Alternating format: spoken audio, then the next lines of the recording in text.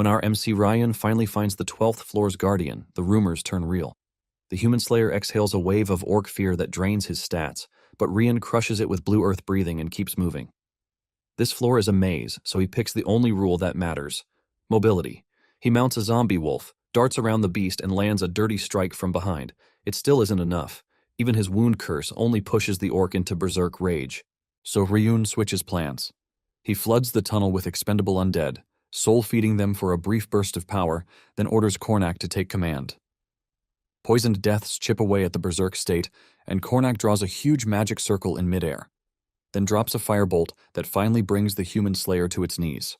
Ryan finishes it with Hand of Death's life drain, levels up, and sees a new option: soul extraction with 57% success. He takes the gamble and wins, but the body doesn't disappear. If the Sermon family patrol finds that corpse, his hidden necromancer power won't stay a secret. So how did he end up in this place? The story starts with echoes of screams and pain emerging from a basement, and when the light pans into the basement, we see our MC, Rian Sarman, being tortured by a white-haired dude. The dude takes fun in inflicting pain on our MC, who is supposedly cursed. He has done a lot to hurt Rian that he expects him to die, but he is still holding on to life. In pain, Rian tries speaking out, but he can't because he is already missing his tongue. The white-haired man walks away in disappointment, saying he couldn't get anything useful out of Ryun, despite the fact that he was from the Sermon family. Apparently, the white-haired dude is named Sons Phaeton, and this is the third year he has been tormenting Rian after he wiped out the Sermon family.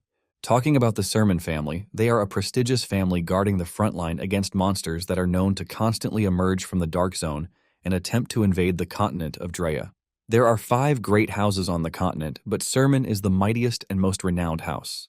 However, the sudden disappearance of Ryun's father and his elder brothers has caused the house to decline at a terrifying speed. Seeing this chance, the Phaeton house made their move to crush the Sermon family. Apparently, they wanted the blessing passed down in the Sermon line, which is the blood of the dragon. Those who carry this blood become 7th Circle Archmages at the young age of 10 and Swordmasters at 15. However, Ryun wasn't among them because once in several centuries, a curse appears in the house. This is the curse of the Demon King Arkan, and it was passed down to Ryun. Because of this annoying curse, Ryun couldn't learn swordsmanship or magic. Ryun is devastated because he knows that Phaeton would never have dared to make a move against them if he had the strength he needed to defend the family. However, Ryun is tired of regretting everything that happened because he knows that the end is near for him. Just as predicted, wolves are set upon him, and as they devour him, Ryun closes his eyes with the relief that he can finally rest after several years of torture and inhumane experiments. As he fades into oblivion, he sees flashes of himself fighting on an unfamiliar front. He looks absolutely powerful while decimating enemies and trying to get to what appears to be a powerful being clad in gold. In the end, the gold grants Ryun one wish, and suddenly, Ryun opens his eyes to see his nanny, Cullen, out his name. Ryun is surprised and confused because he doesn't understand how the lady is standing right in front of him, since she is supposed to be dead. In addition to that, she looks very young, and the house also looks intact. Ryun immediately tells Cullen to bring him a mirror, and she does as told. After looking at his face, Ryun asks Cullen what year it is. Cullen then replies that it is the 17th of August, Drea calendar year 1892. This shocks Ryun because this was the same year that he was 12. This is also the same period that the family started going downhill. Ryun is still trying to understand what is happening when a stern-looking man enters the room. Ryun immediately recognizes him as Alejandro, captain of the Sermon Knights. Apparently, Alejandro came to check on Ryun because he believes that he is faking his sickness. However, after seeing Ryun in his current state, Alejandro decides to back off, telling Ryun that he is free to skip the day's training. He is about to leave when Ryun calls him back, refusing to skip the training, telling the man that he is fine. Alejandro and Cullen are shocked when they hear this because it is unlike Ryun to refuse a break. Alejandro is forced to ask Ryun if he is really the young master that they know, and Ryun confirms this, saying he hasn't changed. Surprisingly, Ryun tells Alejandro that they don't need to do any training because he wants them to skip directly to monster hunting. Deep down, Ryun has gotten the perfect chance to set everything right, and he is not about to throw it all away. After getting out of his bed, Ryun realizes that he can use the status window, which he considers a relief even after his regression. His current level is level 1, and his other stats are trash. He is also still under the Archon curse, which is rated very high. It turns out that the ability to use the status window is peculiar to Ryun only, as there is no other person on the continent who can use it. Moments later, Alejandro shows up to tell him that the monster is ready, and it turns out to be a dreadful goblin. The goblin has been tied to a post, and Ryun is supposed to take down the goblin with a wooden sword. Standing in front of the goblin, Colin urges Alejandro to stop Rian because he usually faints whenever he faces a goblin. Rian doesn't argue this because he knows that Colin is right, but this only applies to Rian of yesterday. Now that Rian is standing in front of the goblin, the curse kicks into action and it starts amplifying the fear of monsters to try to cripple Rian and stop him from making a move. Sensing that Rian might be hesitating, Alejandro tells Rian that he can rest for the day, but Rian refuses, and he manages to walk closer to the monster. Rian calms himself down, motivating himself with the fact that he is not the same Rian from the past. He pushes himself forward with the belief that he can take on the goblin. While staring into the goblin's eyes, he pictures the golden dude standing in front of him, and this fury pushes Rian to smack the goblin hard on the head. This shocks Alejandro and Colin, since this is the first time Rian has made a move. Rian then gets a notification on the status window, telling him that he overcame Arkan's curse through an experience that transcends the curse. Because of this, the rank of Arkan's curse has been downgraded, and Ryun apparently no longer feels fear toward monsters. The goblin is on its arse, begging for its life, and Ryun tells Alejandro to get him a real sword. Alejandro is shocked to hear this, but it dawns on him that Ryun has finally become a man. Armed with a real sword, Ryun goes after the goblin, and he cuts it down without mercy. Alejandro is left stunned when he sees this, and he tells Colin to watch closely because she is staring at the next head of house. After the training session, Rian washes off the blood on his face in the restroom. He is glad that he has confirmed that he can actually grow by overcoming Arkan's curse. Nonetheless, there was just a little growth, and he figures out that at this rate he's going to have to hunt down thousands of goblins just to level up. It dawns on Rian that he doesn't have time to laze around because the day when ruin will come upon the sermon house is at hand. Thankfully, he is glad that he can overcome the Arkan curse. Apparently, it has been 2 years already since his father and older brothers went missing, and they have just been trying to maintain their position as a great house ever since.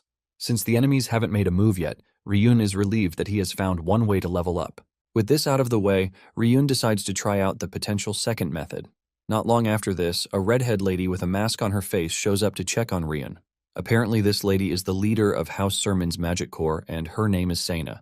Just like Alejandro, she is also a 7th Circle Archmage, of which there are just a few on the continent. Sena is a mysterious woman whose background and true nature are unknown to anyone but the family head, Ryun's father. Sena then scolds Rian, asking him if he is becoming arrogant because he took down just one weak goblin. Sena then reminds Rian that the reason they didn't proceed with magic training is that Rian has no talent for it. Without Sena telling him this, Rian already knows. This is because Rian lacks all talent thanks to Arkan's curse, stripping him of everything. Rian then smiles because this all came to an end after yesterday. Since Sena is asking him if he has mana, Rian tells her to test him. Sena then asks Rian to close his eyes, and using her mana, she draws a picture in front of him, which can only be seen with mana. Sena tells Rian to tell her what she's drawn, since he is claiming to be different. Without hesitation, Rian tells Sena that what she drew is a beautiful red dragon. Sena is shocked because Rian got everything right. She is even more surprised at this because she set up the mechanism to make it look like something other than a dragon. Sena starts pacing around the room, wondering how Rian was able to break the family curse. While she is still racking her brain, Rian calls her attention. He tells her that he can see mana, but he can't use the mana cultivation method passed down in the family, which is why he needs her help. Basically, mana can't be used unless it settles in, and mana cultivation is another essential method for leveling up. Apparently, what Rian is asking Sena is for her to help him with his mana cultivation, which is essentially tearing into his body to guide the mana. Sena mentions that this is basically putting Rian's life in her hands. Rian then teases her, since he doesn't expect Sena to kill her. Basically, Rian knows that Sena is the only person he can ask to do this for him. Even in his previous life, when the family was attacked, Sena made sure to stay with Rian until the end, even though her mana was already depleted. Remembering this, Rian stretches his hand towards Sena, telling her that he trusts her. Once they are in agreement, Rian takes off his shirt and he kneels down in preparation for the method. Talking about the Blue Earth cultivation method, it is passed down only to the direct line of the family. Rian managed to explain the whole process to Sena, but surprisingly, she is getting everything right. It turns out that Rian trained with this method on the planet Adeon to raise his level and stats. As the process continues, Sena urges Rian to concentrate, telling him that he might feel intense pain. Sena tells him not to make a sound or even complain about what he is about to face. Sena tells him to stop if the pain becomes unbearable, but Rian screams at her, reminding her he trusts her. With this, Sena continues to amplify the mana cultivation method, but the curse kicks in, dispersing the trapped mana in Rian's body. Sena is surprised at how crazy the curse works, but she continues to inject more mana into Rian's body. Rian groans in pain, but all of Sena's efforts keep going down the drain, as the curse disperses everything. Ryun soon figures out that Sena might not be able to overcome the highest grade curse. However, Ryun figures out that applying the training method from a Daeon will make the mana rebound. He decides to confine the range within his body the moment the mana disperses to deceive the curse, while the mana remains intact inside his body. Suddenly, Sena realizes that the mana she is sending in is no longer vanishing like before. Thanks to the training method, Ryun continues resisting the curse, and although the process is painful, Ryun doesn't mind. Ryun remembers that he has endured a lot of pain in the past, and this is nothing compared to that. He motivates himself with the fact that he is a Daeon's master player and his understanding of mana surpasses anyone else's. This type of understanding is something that is ingrained in the soul, not the body. Ryun continues to fight the curse because he is not ready to be defeated by a demon king that he hasn't even seen before.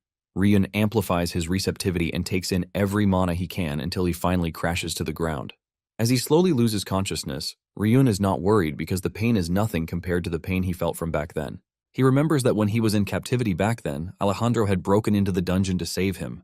By the time he opened his eyes, he was already in the forest, and Alejandro was mortally wounded. Ryun is shocked to see Alejandro coming to save him, and Alejandro apologizes for coming late before he finally gives up the ghost. Ryun shed tears as he woke up to reality on his bed. Ryun wonders if the cultivation method actually worked. Even though he is supposed to be happy, remembering what happened in his past prevents him from doing this.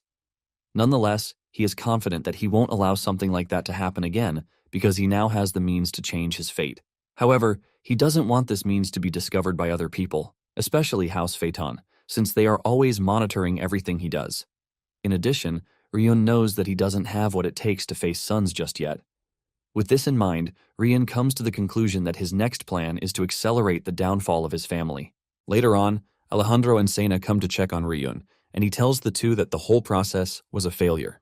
Even though Ryun feels bad for the two because they came immediately they heard he recovered, he still can't tell them the truth. Even though he can tell them everything at the same time, he wonders if telling them the truth would actually help them. In addition, he doesn't even know if they are going to believe his story. With a smile on his face, Ryun casually tells the two that he can't feel any sense of mana inside him. He tells Sena that she is free to check if he doesn't believe him. Ryun stretches his hand to Sena, who agrees to check it. Sena tells Ryun that she doesn't know why he is denying his success, but she wants to confirm this herself. She activates the mana detection skill, and to her surprise, she can't find mana inside Ryun's body. She's confused by this because after the process yesterday, she sensed mana flowing inside Ryun's body. Totally disappointed, Sena walks away with tears in her eyes. After Sena's departure, Alejandro tells Ryun not to be too disappointed about the mana transfer failure because the monster hunt was a success and he can just focus on swordsmanship. Ryun then shocks Alejandro, telling him that he can't actually carry out the monster hunting a second time. Ryun tells Alejandro that after the first one, even eating became difficult for him. This leaves Alejandro totally disappointed and choked up. 2 months after this, Ryun didn't step out of his room. Colin got seriously worried because only the madam of the house is making moves to try to keep the family afloat. The other attendants and servants then ask Colin if Ryun has stepped out of his room, and she says no. One of the attendants expresses his disappointment that Ryun has remained in his room over the past couple of months. Another one believes that Ryun is about to die, which is why he has suddenly changed. Colin argues with them, telling them that they are wrong because Ryun tried so hard to meet everyone's expectations. Apparently, Ryun is called the ruin of the Sermon family, and he isn't called this in the estate alone. Even in the kingdom, people have gone further to call him the Sermon family's delinquent. It turns out that the number of employees quitting is now becoming higher every day. One of the attendants, talking to Colin, lets her know that he is also planning to leave when the month ends.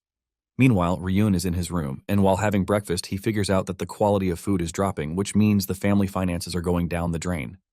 Ryun is excited that everything is going according to plan. In the past, Ryun would have been running helter-skelter to try and revive what is left of the family. However, his current self is already experienced enough to know that he has to lie low to make the enemies drop their guard. Ryun is excited because the time to wipe out his enemies is close already. In the past, the downfall began with the disappearance of the family head. After this, the brothers and the mages went searching for him, but none returned. Thanks to this, the family lacks both manpower and resources to send more search parties. This has caused the once bustling training grounds inside the estate to be filled with a bunch of incompetent knights and unmotivated servants. In fact, the retainers of other nobles, who were always trying to get close to the next family head, saw the disaster that had befallen the family, and they all vanished without looking back. Because of this, things have gotten quiet, and Ryun sees this as an opportunity to lock himself in his room. Nonetheless, Ryun thinks the pace at which everything is collapsing is too slow. There is a saying that it takes 3 generations for a wealthy family to fall, but Ryun doesn't have that kind of time on his hands. Moments later, Cullen enters the room with a smile on her face to tell Ryun that it is time for training, and Alejandro is waiting for him. Ryun immediately slides under his duvet, telling Cullen that he also wants to rest for that day. However, Cullen isn't going to take no for an answer, and she grabs Ryan from under the duvet. Apparently, Cullen is doing all of these because she is determined not to leave the house in its time of need. Cullen then carries Ryun to the training ground where Alejandro is waiting for him. Moments later, Alejandro starts screaming, telling Ryun that he is holding the sword in the wrong way. Ryun cannot believe just how stubborn Alejandro is because he hasn't given up since. Even though Ryun wants to repay their loyalty and passion, he is not ready to tell them that he has been secretly training at night. In fact, he has been using the body control skill, which is a skill from Adion that was useful for assassination. This skill deceives others about the body's condition, and at the moment it is half activated. After swinging for a while, Ryun throws off the sword under the pretense that he has to use the bathroom. When Ryun gets to the bathroom, he figures out that the skill is still too unstable to use because if he moves too abruptly, the control is going to break. Ryun then checks out his status and realizes that he is currently on level 3, and there has been a bit of progress in his other stats too. Ryun figures out he is going to level up faster and more efficiently once his stats hit the 20s. Ryun plans to get a ghost job like a Dion and also raise the necromancer and assassin to higher tiers too. Just then, Ryun steps out of the bathroom to find Alejandro talking to the chief butler, Truno Hilda. Truno apologizes for interrupting his training session and mentions that he has something for him. He brings out a letter, and since this is not his first time, Ryun already knows what the letter is. Ryun opens the letter, which turns out to be an invitation to the birthday party of the Darren Kingdom's second prince, Kyle Darren. Apparently, this is the final puzzle piece of the Sermon family's downfall, and Ryun is excited for it. Soon afterward, Ryun and Truno depart on their journey to the capital. The moment they left the estate, Ryun fell asleep and only woke up hours later. He tells Truno that he slept late because Colin was busy trying to sort the clothes he was going to wear. In fact, it was difficult for him to stop Colin from following him. Basically, Sena and Alejandro are not coming with them either. Apparently, a massive monster horde had appeared which required their attention. Ryun cannot believe how perfect the timing is because Alejandro had no choice but to be dispatched to the border to handle the mission. On the other hand, Sena also left following a summons from Ryun's mother. Since his mother is the one acting as the head of the house, Sena had no choice but to honor it. Thanks to all of this, Ryun, a 12-year-old, is heading to the royal capital as the family's representative. Truno notices that Ryun is worried, and he tells him that there is nothing to fear because there is no one in the kingdom bold enough to lay a hand on the direct line of the Sermon family. Ryun cannot agree to this because he knows that this notion is only applicable to the Sermon of the past, but not the current Sermon house. Even in the past, sending a servant to the capital during a royal event would have been enough. However, now that the family has fallen, the family head has no choice but to personally attend the prince's birthday party. Nonetheless, Ryun is not worried, since he was the one who created the situation. Not long after this, they arrive at the capital of Darren Dearborn. Upon arriving at the estate, they are welcomed by Kyle and his servants. Truno and Ryun bow their heads to pay their respects to the prince. Truno talks about the prince's hospitality, but Ryun cannot believe his ears. This is because from the city gate to the royal castle, Ryun could feel the gazes of the citizens staring at the carriage. They are all worried that the sermon is already collapsing, and it appears that the rumors about Ryun are spreading quite well. This doesn't stop with the citizens because Ryun can even sense hidden ridicule and contempt from the nobles as well. However, Ryun is glad that everything is going according to plan. Since they all have a textbook about him being a failure, Ryun decides to play along. 5 days later, Ryun hasn't stepped out of his room and the servants are worried. They expected Ryun to be moving around and making friends with other nobles, but he is not doing any of this. The servants then send the youngest among them to Ryun's room, and surprisingly, Ryun tells the dude that he is going to attend the banquet that is being held that day. When the servants hear this, they all rejoice because their young master is finally leaving his shell. However, he wants them to keep the whole thing a secret till the event. Ryun knows that the servants would finally calm down after getting a chance to go to the banquet. Apparently, Ryun has been training for the past couple of days, and he is thankful that there have been no distractions whatsoever. At the same time, he is attending the banquet because he has a secret plan set in motion too, and this revolves around Sons Phaeton's attendance. That evening, Sons arrives at the hall, and he steps into the hall with his prideful self. Sons walks up to Truno to greet him, and Truno appears to be uncomfortable around the dude.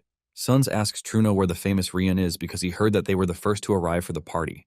Truno is pissed when he hears this, but he manages to keep his anger inside as he asks Sons what he means by famous. Suns then adds more fuel to the fire as he talks about the downfall of Sermon, which revolves around Ryun. Truno almost loses his mind when he hears this, but he knows that Suns is a 15-year-old magician who has already reached the 5th circle. Apparently, Suns is bold enough to do whatever he wants because he has the backing of his family, but Truno is pissed that Suns has the guts to insult the Sermon family in the banquet hall. Just then, Suns mentions that everything he just said is a rumor that he heard, and even he believes that the culprit spreading the rumor should be punished. However, Truno knows that he is just talking trash because Suns is known to be a trash who started taking alcohol when he was 7, and at the age of 12, he killed a commoner from the Phaeton's family territory. Truno is about to lash out when Ryun's arrival at the hall is announced. Ryun looks absolutely elegant as he steps into the room, and this shocks Truno, because he wasn't expecting Ryun to leave his room. Ryun's elegant appearance leaves the nobles gushing about him because he looks absolutely different from what the rumors said. The nobles start to change their perspective on the Sermon family and the fact that they are on the brink of collapse. Suns, on the other hand, is pissed that Ryun's entering the room has taken away all the attention that he is supposed to get. Ryun then walks up to Suns, telling him that he has heard a lot about him from his older brother, Ras.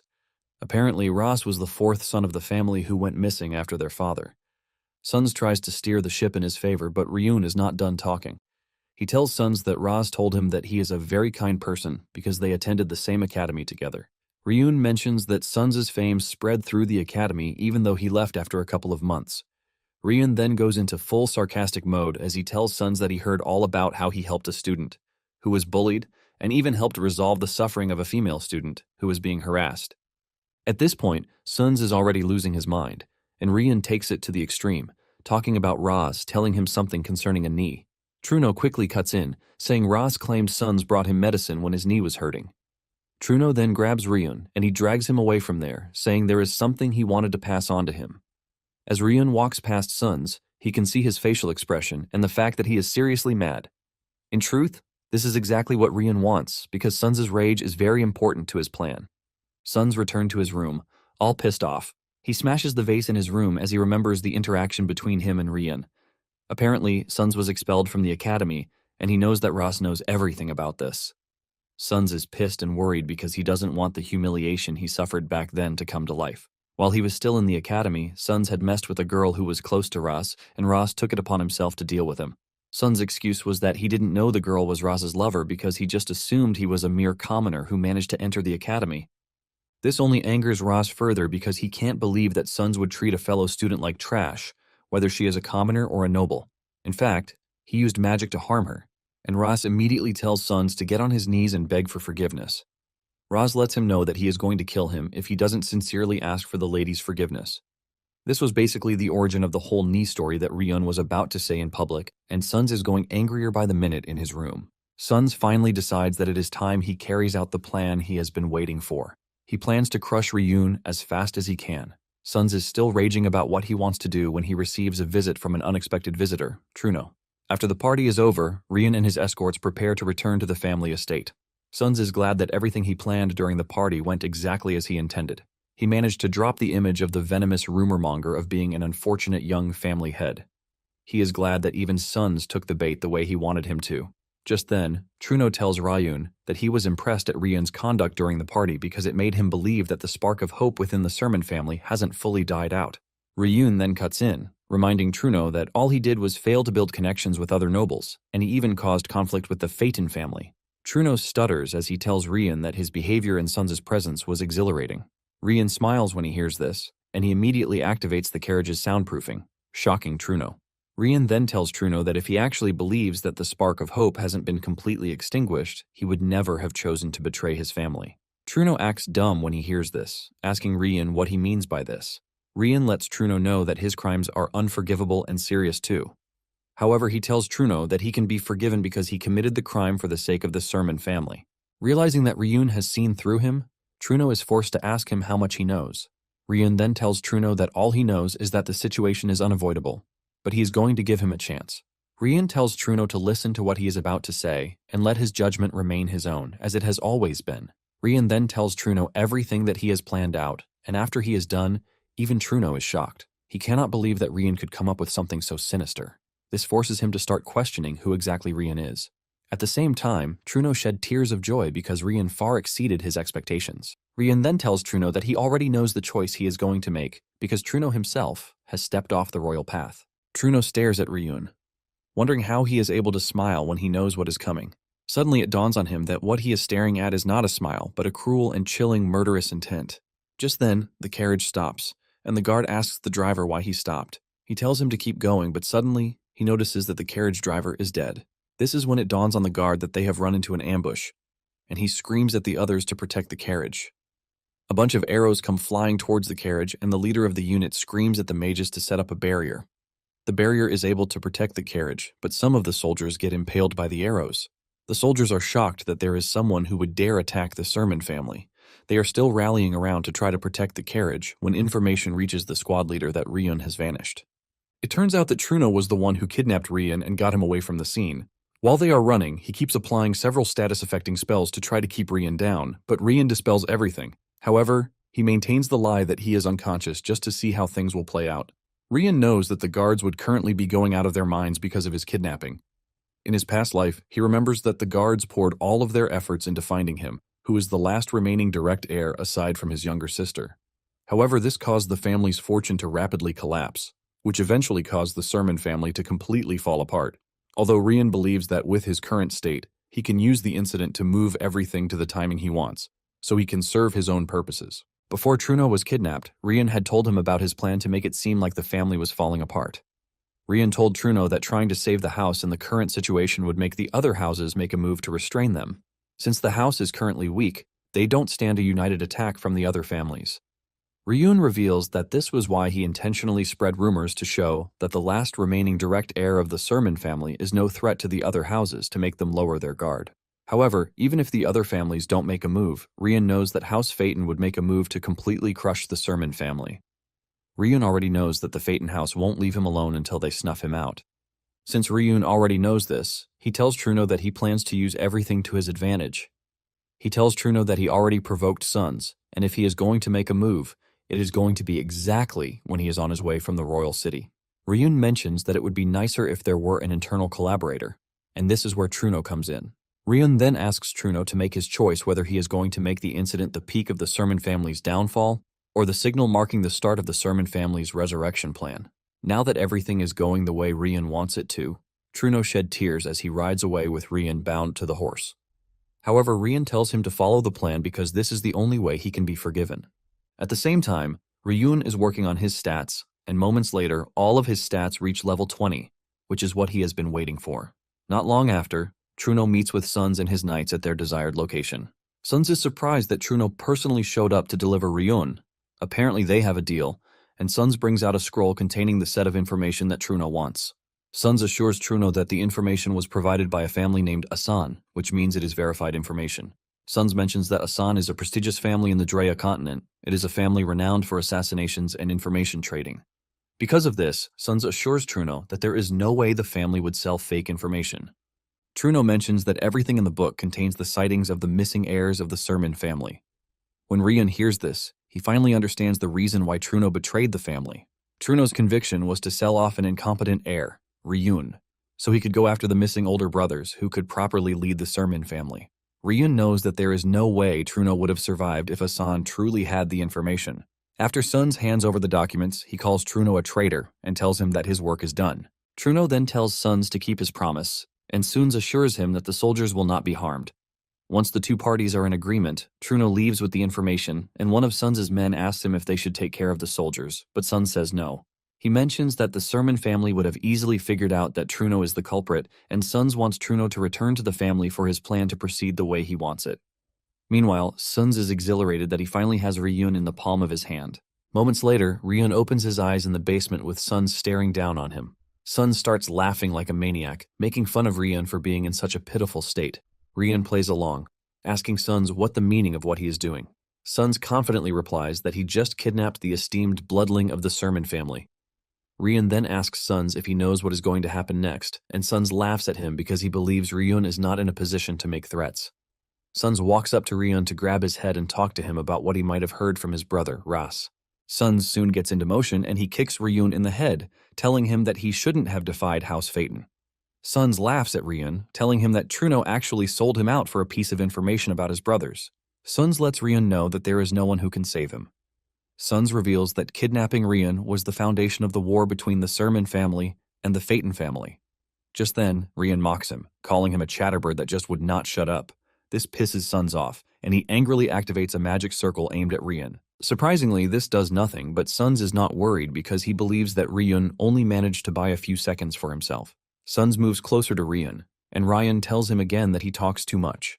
Suddenly, a magic circle hits Sons in the throat, ultimately preventing him from speaking. Sons grabs his throat in pain, and Ryun lets him know that he just used a silence magic circle on him, which has sealed his upper circle magic. Ryun laughs at Sons, asking him how he plans to cope as a mage who can't chant. Sons then decides to attack Ryun with a fire volt that doesn't require chanting. Apparently, he is choosing a low-level spell because he doesn't want to kill Ryun yet, since everything he is doing is under his father's orders. Sons hurls the magic attack at Ryun's leg, hoping to cripple him, but to his surprise, nothing happens to Ryun. Since the last spell he used is a second circle spell, Sons decides to use a third circle spell with the confidence that Ryun doesn't have what it takes to defend himself. Just as he is about to unleash his attack, Ryun hits him with a mana disruption spell, causing Sons pain in his hand.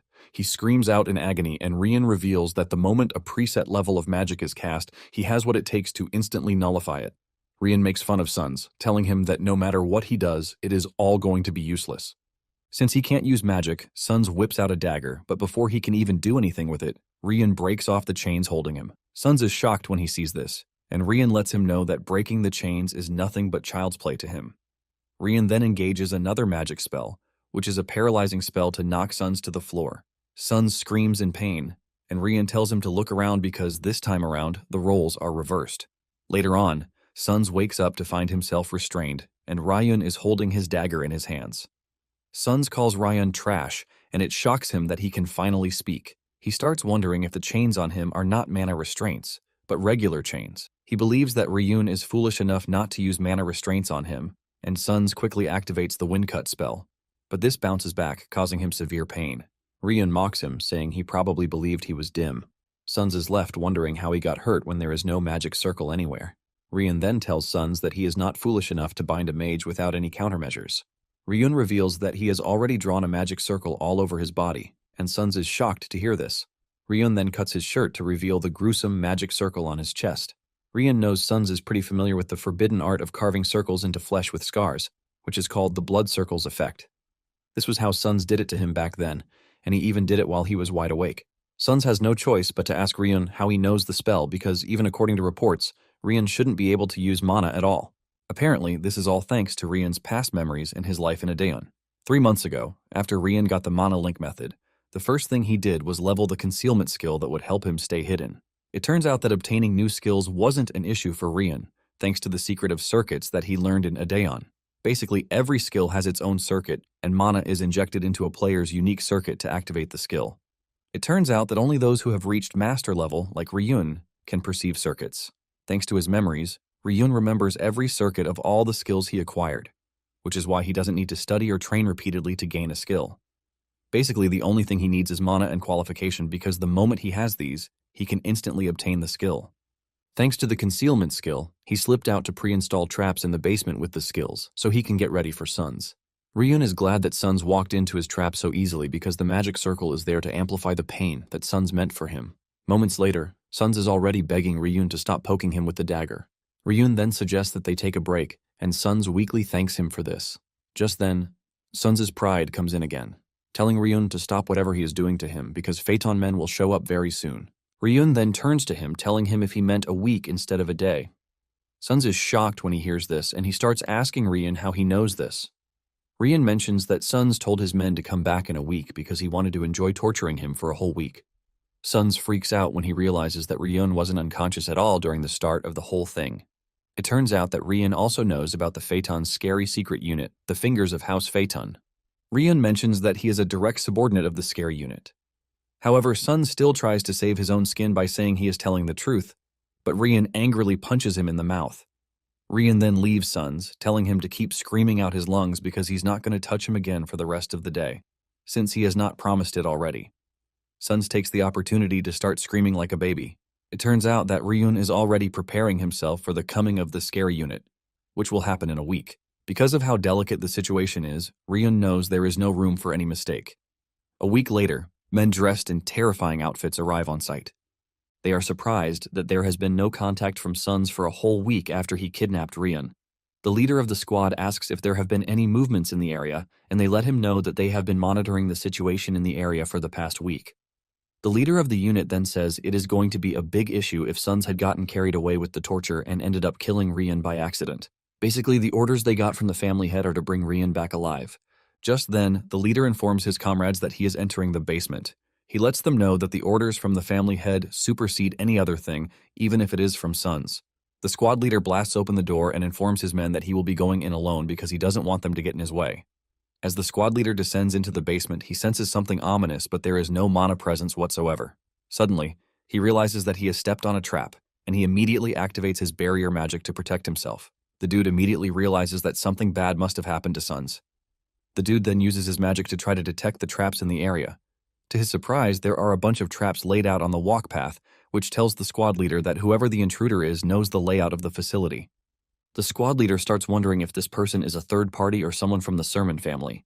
As he walks down the path, the squad leader increases the durability of his barrier while promising to make life difficult for whoever has chosen to pick a fight with the finger of the Phaeton family. Moments later, he arrives at the basement to find Sons totally bloodied, with his blood flowing all around the basement. He rushes towards Sons and he destroys the chain, restraining Sons. He grabs Sons and asks him what happened to him. Sons tries to speak, but he finds it hard to do so. The squad leader checks Sons' mana to confirm that he is the real Sons. Lying in another corner of the room is Ryun, who is restrained too. Sons then tells the squad leader to give him a recovery potion, but the dude suggests that they get out of the basement first. The squad leader mentions that the enemy hasn't shown themselves yet, which makes everything dangerous. In addition, the squad leader can see that there are a bunch of traps in the room. The squad leader wonders why the attacker overpowered Sons and didn't even bother to take Ryun. He concludes that Ryun is bait, but at the same time, he can't abandon his mission, so he decides to save Sons. While trying to get Sun out, Sun manages to use all of his strength to tell the squad leader that the attacker is Ryun. The squad leader is shocked to hear this, and he decides that he is going to use a seventh circle, binding magic on Ryun to make sure no one else, aside from him, can move Ryun. He is in the middle of this when Ryun suddenly appears behind him, telling him that he is too cautious. Startled, the squad leader cancels the binding spell and hurls a fireball in Ryun's direction. However, he doesn't get a hit from the attack, which tells him that it is just an illusion. To make it worse, he starts coughing up blood, which is a backlash from canceling the seventh circle incantation before it finished. Ryun's voice then appears again, telling the dude that he is going to recover from the backlash in no time, since he is a grand mage. Ryun tells him that he should have taken him out first the moment he entered the room, since he sensed that something was off. The squad leader is pissed that Ryun is playing a game of illusions with someone like him, who is a master of illusion magic. The squad leader then unleashes a powerful magic to disperse any form of illusion magic in the room. His magic works out pretty well, but before he knows it, Ryun is already leaping toward him with a dagger. The dude easily dodges Ryun's attack and berates him for being cocky. He then lands a counterattack that sends Ryun flying backwards, while confidently telling Ryun that he can't catch him off guard with his petty moves. The dude then decides to teach Ryun a lesson by melting half his face, while saying the head of the house would have no problem with that. At the same time, the dude believes that this is Ryun's last trick, because he would have used his ace instead of charging in like a dullard. The dude is still boasting about how powerful the Phaeton family is when he notices that the dagger on the floor is fading off, which is a sign of illusion. Before he can react to this, the dagger pierces his neck from behind, and when he looks back, he is shocked to see that Sons is the one holding the dagger. Sons tells the squad leader that he hates arrogance, and then asks the squad leader if he has heard of soul transfer. It turns out that Ryun is currently in Sons' body, while Sons is trapped in Ryun's unconscious body that is lying on the ground. Ryun mentions that he already figured out that the squad leader can't kill him because of the family head's orders. Ryun then mentions that part of the magic circles drawn on Sons' body is the soul transfer spell that sends one's soul into another and controls the body. Ryun then boldly tells the squad leader that this is the original ace up his sleeve. The dude gaggles on his blood and manages to unleash one massive fireball spell to try and catch Ryun off guard. However, he suffers the bulk of the attack, shattering his mask and killing him. Ryun remains safe in Sons' body, and he grabs the squad leader's recovery potion. He pours the potion on his body, and this hurts like hell, but Ryun doesn't mind because he needs the scars to be on Sons' body because of his future plans. Ryun then celebrates his win against a powerful 7th Circle Archmage. Suddenly, the status window tells him that his level has increased and that he has completed a quest. Ryun is surprised to see this because he knows about the increase in level, but the quest completion sounds strange to him. In addition, he is pleased that he went from level 2 to level 15, which is expected because he defeated an archmage. He starts wondering if his level increased so much because of the quest, but he decides to ignore this because there is something he has to attend to first. Ryun then drags the squad leader's body and places the body on a table. It turns out that he still has uses for the body, and the success of this will determine how his future plans will be. Since circuits are engraved in the soul, not the body, Ryun is able to use his own mana even though he is currently in Sun's body. Ryun then starts pouring mana into the circuit, thus sacrificing 5 levels, and in no time he unlocks the hidden class called Shadow. This is a class under the Assassin category that can be obtained by reaching 20 agility points and 15 mana points. Ryun is glad that obtaining the skill worked out, but he believes that he can still get 2 more classes with the remaining level he has. Ryun gets down to business, and after pouring in enough mana, he unlocks the upper class of Necromancer Hand of Death. Ryan is relieved that this worked out too, and even though his original plan was only up to this point, defeating the squad leader made his level rise much higher than expected. He starts wondering if he can use the remaining levels to succeed at a 3rd class change so he can obtain the hidden class, Ghost. Apparently this was the class that helped him to rise to the top in Adeon because its synergy with Necromancer and Assassin are top-notch. Even though he is going to be pleased if he manages to acquire Ghost, the risk of failing is also very high. Nonetheless, Ryun is ready to take the risk because the reward is obviously high. Ryun then gets down to business, and he starts pouring in the mana again, reducing his levels in the process. It only gets worse as he gets a notification that his soul is wounded and needs rest. Ryun can feel the pain from this because his whole body appears to be shattering, and he starts wondering if attaining the upper class is impossible. Just as he is about to give up, he remembers all the painful things he went through in the past, like Senya and Alejandro dying to save his life. This causes him to remain steadfast, even though he is hurting, and he talks about how he is ready to offer up his soul if it means obtaining the upper class of Ghost. After some minutes of battling with it, a bright light emerges, and the system informs him that he possesses a soul of sufficient size. The system also tells him that the hidden class is opening. Ryun was expecting something else, but to his surprise, he got something considered to be better, which is the upper class of Ghost called Phantom. Ryun is surprised because this is something he hasn't seen before. However, he believes that it is going to be similar to Ghost, since it is the upper class of Ghost itself.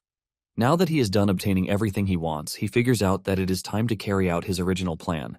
Apparently, the original passive ability of Ghost is to strengthen the Necromancer's necromancy. It turns out that killing the 7th Circle Mage was also part of his plan. It is now left to pray for everything to work out the way he wants it because if it succeeds, his plan will be shortened. Just then, he activates the skill, Lich Creation, to try to get the Archmage under his command. Usually Lich Creation requires a Necromancer level of at least 70, but with a 7th Circle Mage as the material, Ryun is confident that it is going to work.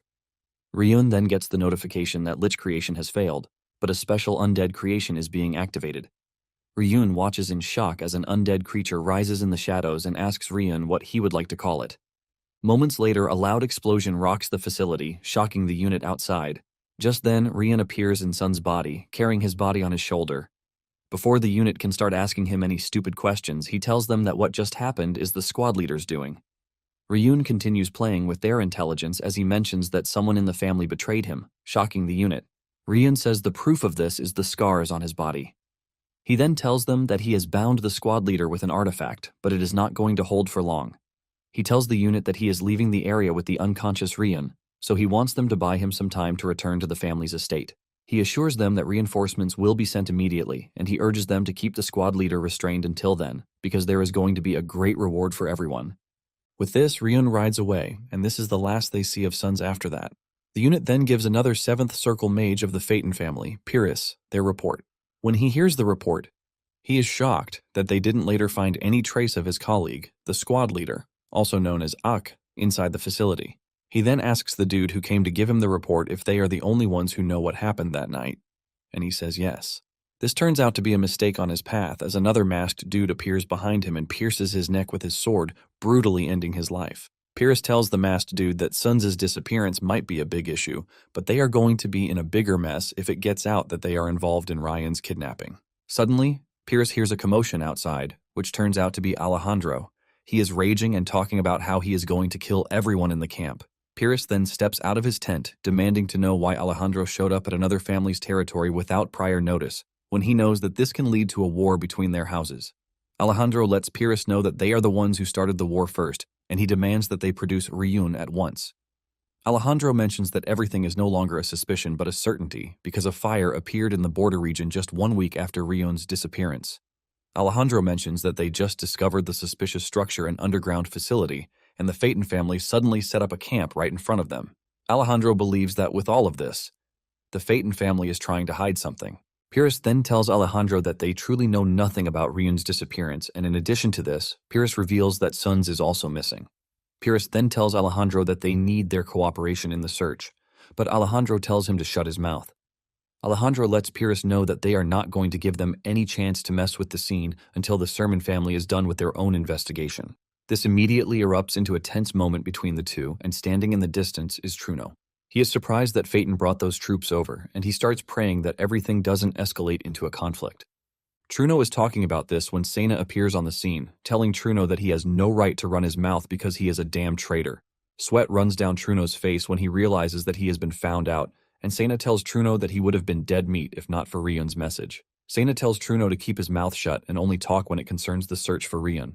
Truno then tells Sena that Ryun said he was going to leave a trace in the area, and he is pretty sure that the Phaeton family cannot locate it because only the Sermon family's peculiar cultivation method can locate it. Sena then decides to start looking for it, and she hopes that she catches a faint trace of Ryun's mana in the area, since he succeeded in the mana link last time.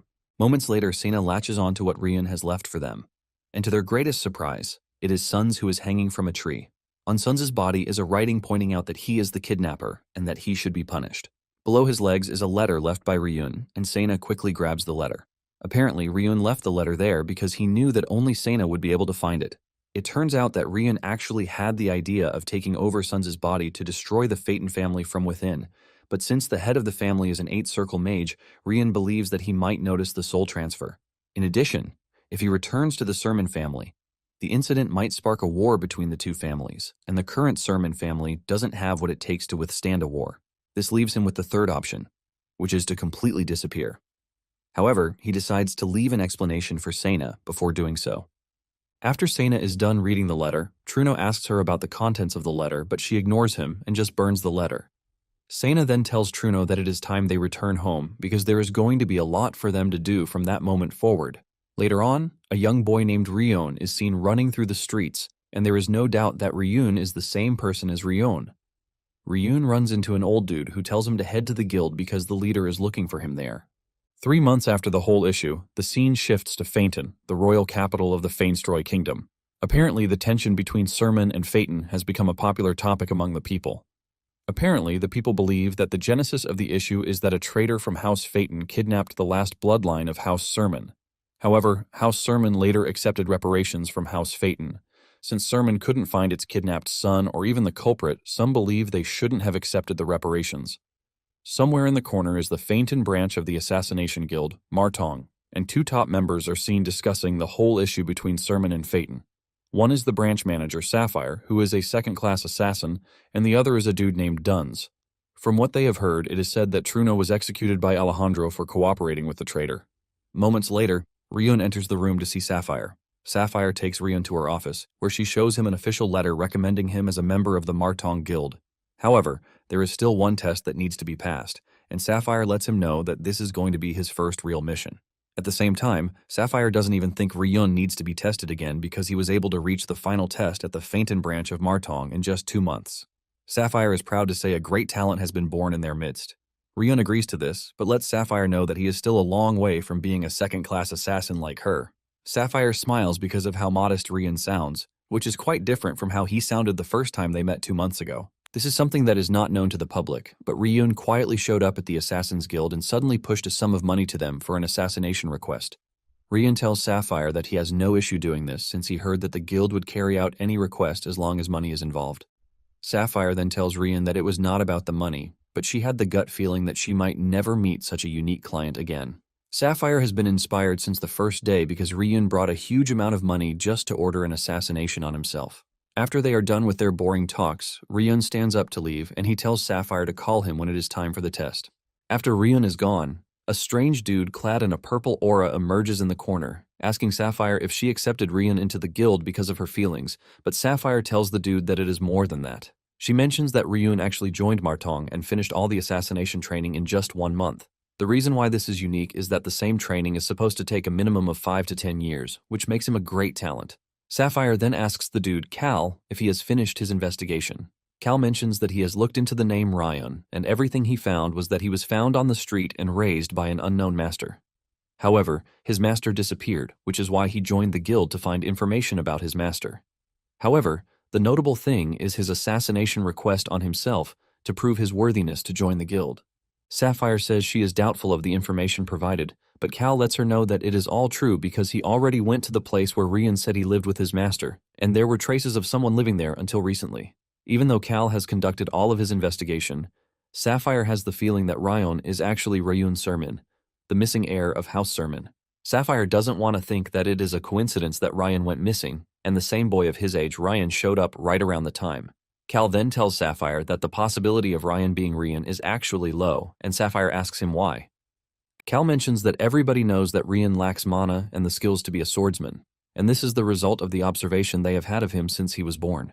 Because of this, Cal believes that there is no way the talentless Ryun possesses the same talent as Ryan. Cal lets Sapphire know that he can continue the investigation if she likes, but Sapphire tells him that it is enough. However, she wants Cal to look into Ryan's supposed master, because if he was able to raise a talent like Ryan, it means he is an extraordinary fellow. Unknown to the two, Ryun is actually listening to their conversation thanks to the necromancy skills. Ryun is also glad that the levels he lost during the class change have returned, which means investing his mana into body control was worth it. Thanks to this, he can change his appearance and even avoid mana detection. Ryun is impressed with himself because he now has the skills that he can employ to deceive a second-class assassin's detection skills. In addition to that, Ryun remembers the special undead that he created, and he ends up giving him the name Kornak. When Ryun first unveiled Kornak, he was shocked to find out that it was actually an undead that was capable of growing just like a player. Since there was no description, Ryun had taken a look at Kornak's circuit, which then gave rise to a quest called Avenger. Ryun was shocked when he saw this because he didn't expect a quest to exist on the planet. In addition, the whole quest is hidden in Kornak's circuit. At that point, Ryun sees Kornak as a mana-consuming monster and a burden that he has to share his experience points with, but he was sure that a day would come when Kornak would genuinely be helpful to him. Later on, Duns meets Ryun on the testing grounds, and he notices that he is carried away.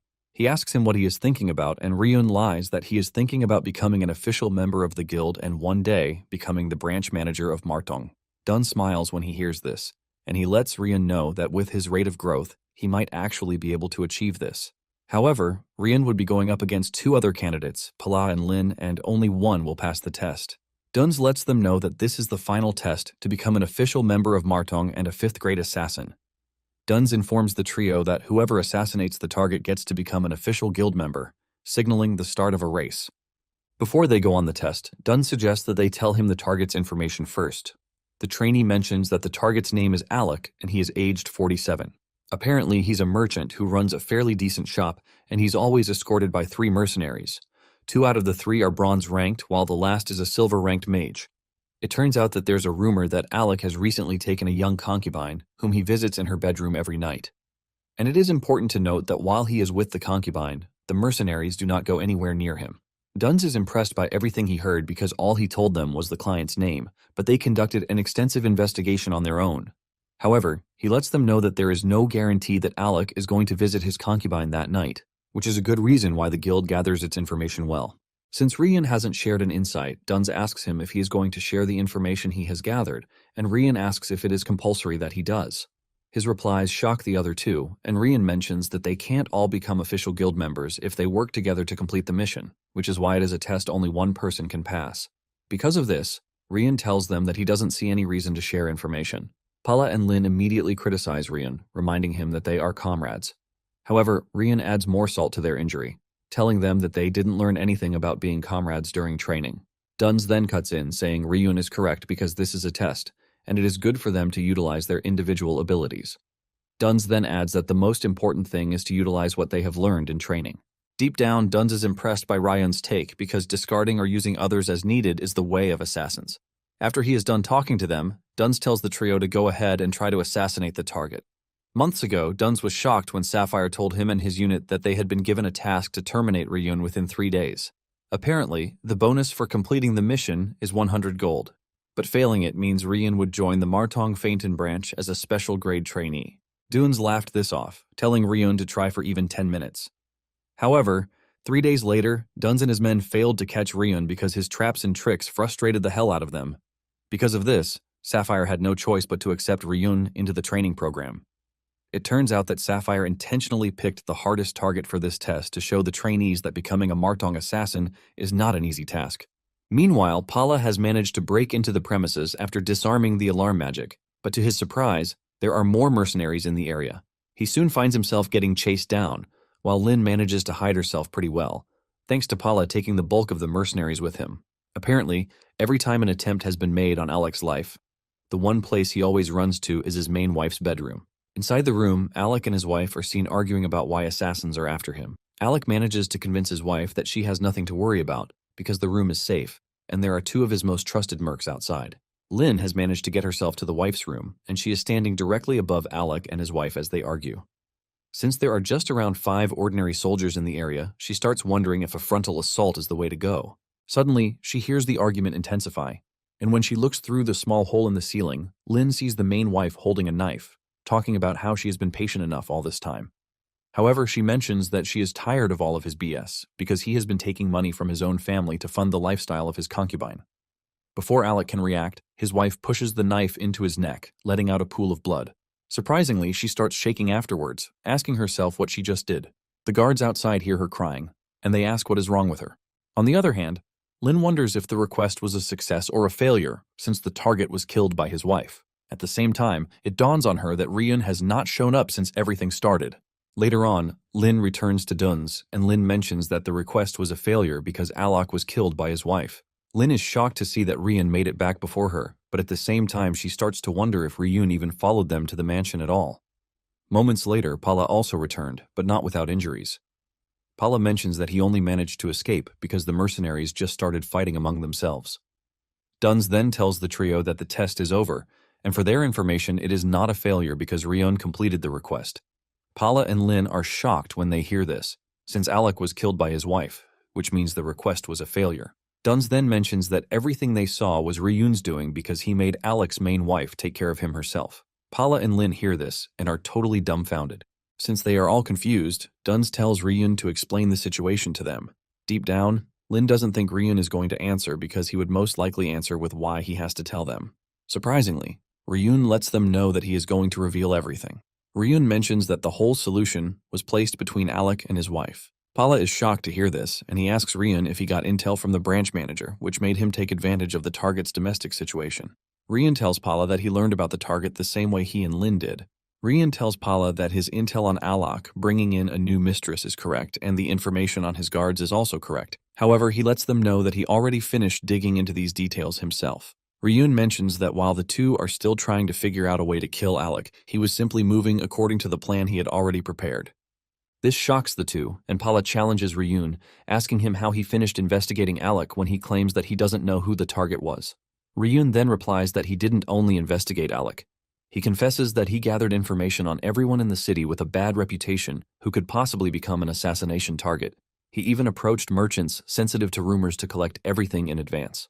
Ryun reveals that finishing the 2-month training in just 1 month gave him the time to prepare assassination plans for every imaginable target. Ryun reveals that he made sure he could respond immediately to whoever the target turned out to be. It then dawns on the two that Ryun basically studied the entire book beforehand. Ryun mentions that in the process of gathering information, he was able to find someone who held deep resentment toward Alec, and this is his wife, Kelly. Ryun approached Kelly, who was already mentally cornered because of everything her husband was doing. Ryun then proposed a solution for her, which is to hire the assassination guild. The moment Ryun mentioned this, even Duns is left dumbfounded. Ryun reveals that Alec had ignored his wife and kept bringing in mistresses. He was even doing all of this with money he received from her family, and this made Kelly hate him enough to want to kill him. At the same time, Kelly didn't want him to die, so Ryun told her that if she hired extra mercenaries and reinforced security, Alok would remain safe and only be frightened. Ryun then told her that whenever he came to her, she should frame the commotion as a scheme orchestrated by the mistress and a secret lover, so it would make Alec come back to his senses. Since she was always drunk on alcohol, She swallowed the story too easily. If things had only progressed to that point, everything would have turned out exactly as she wished. But right before the assassination began, Ryun told her one more thing.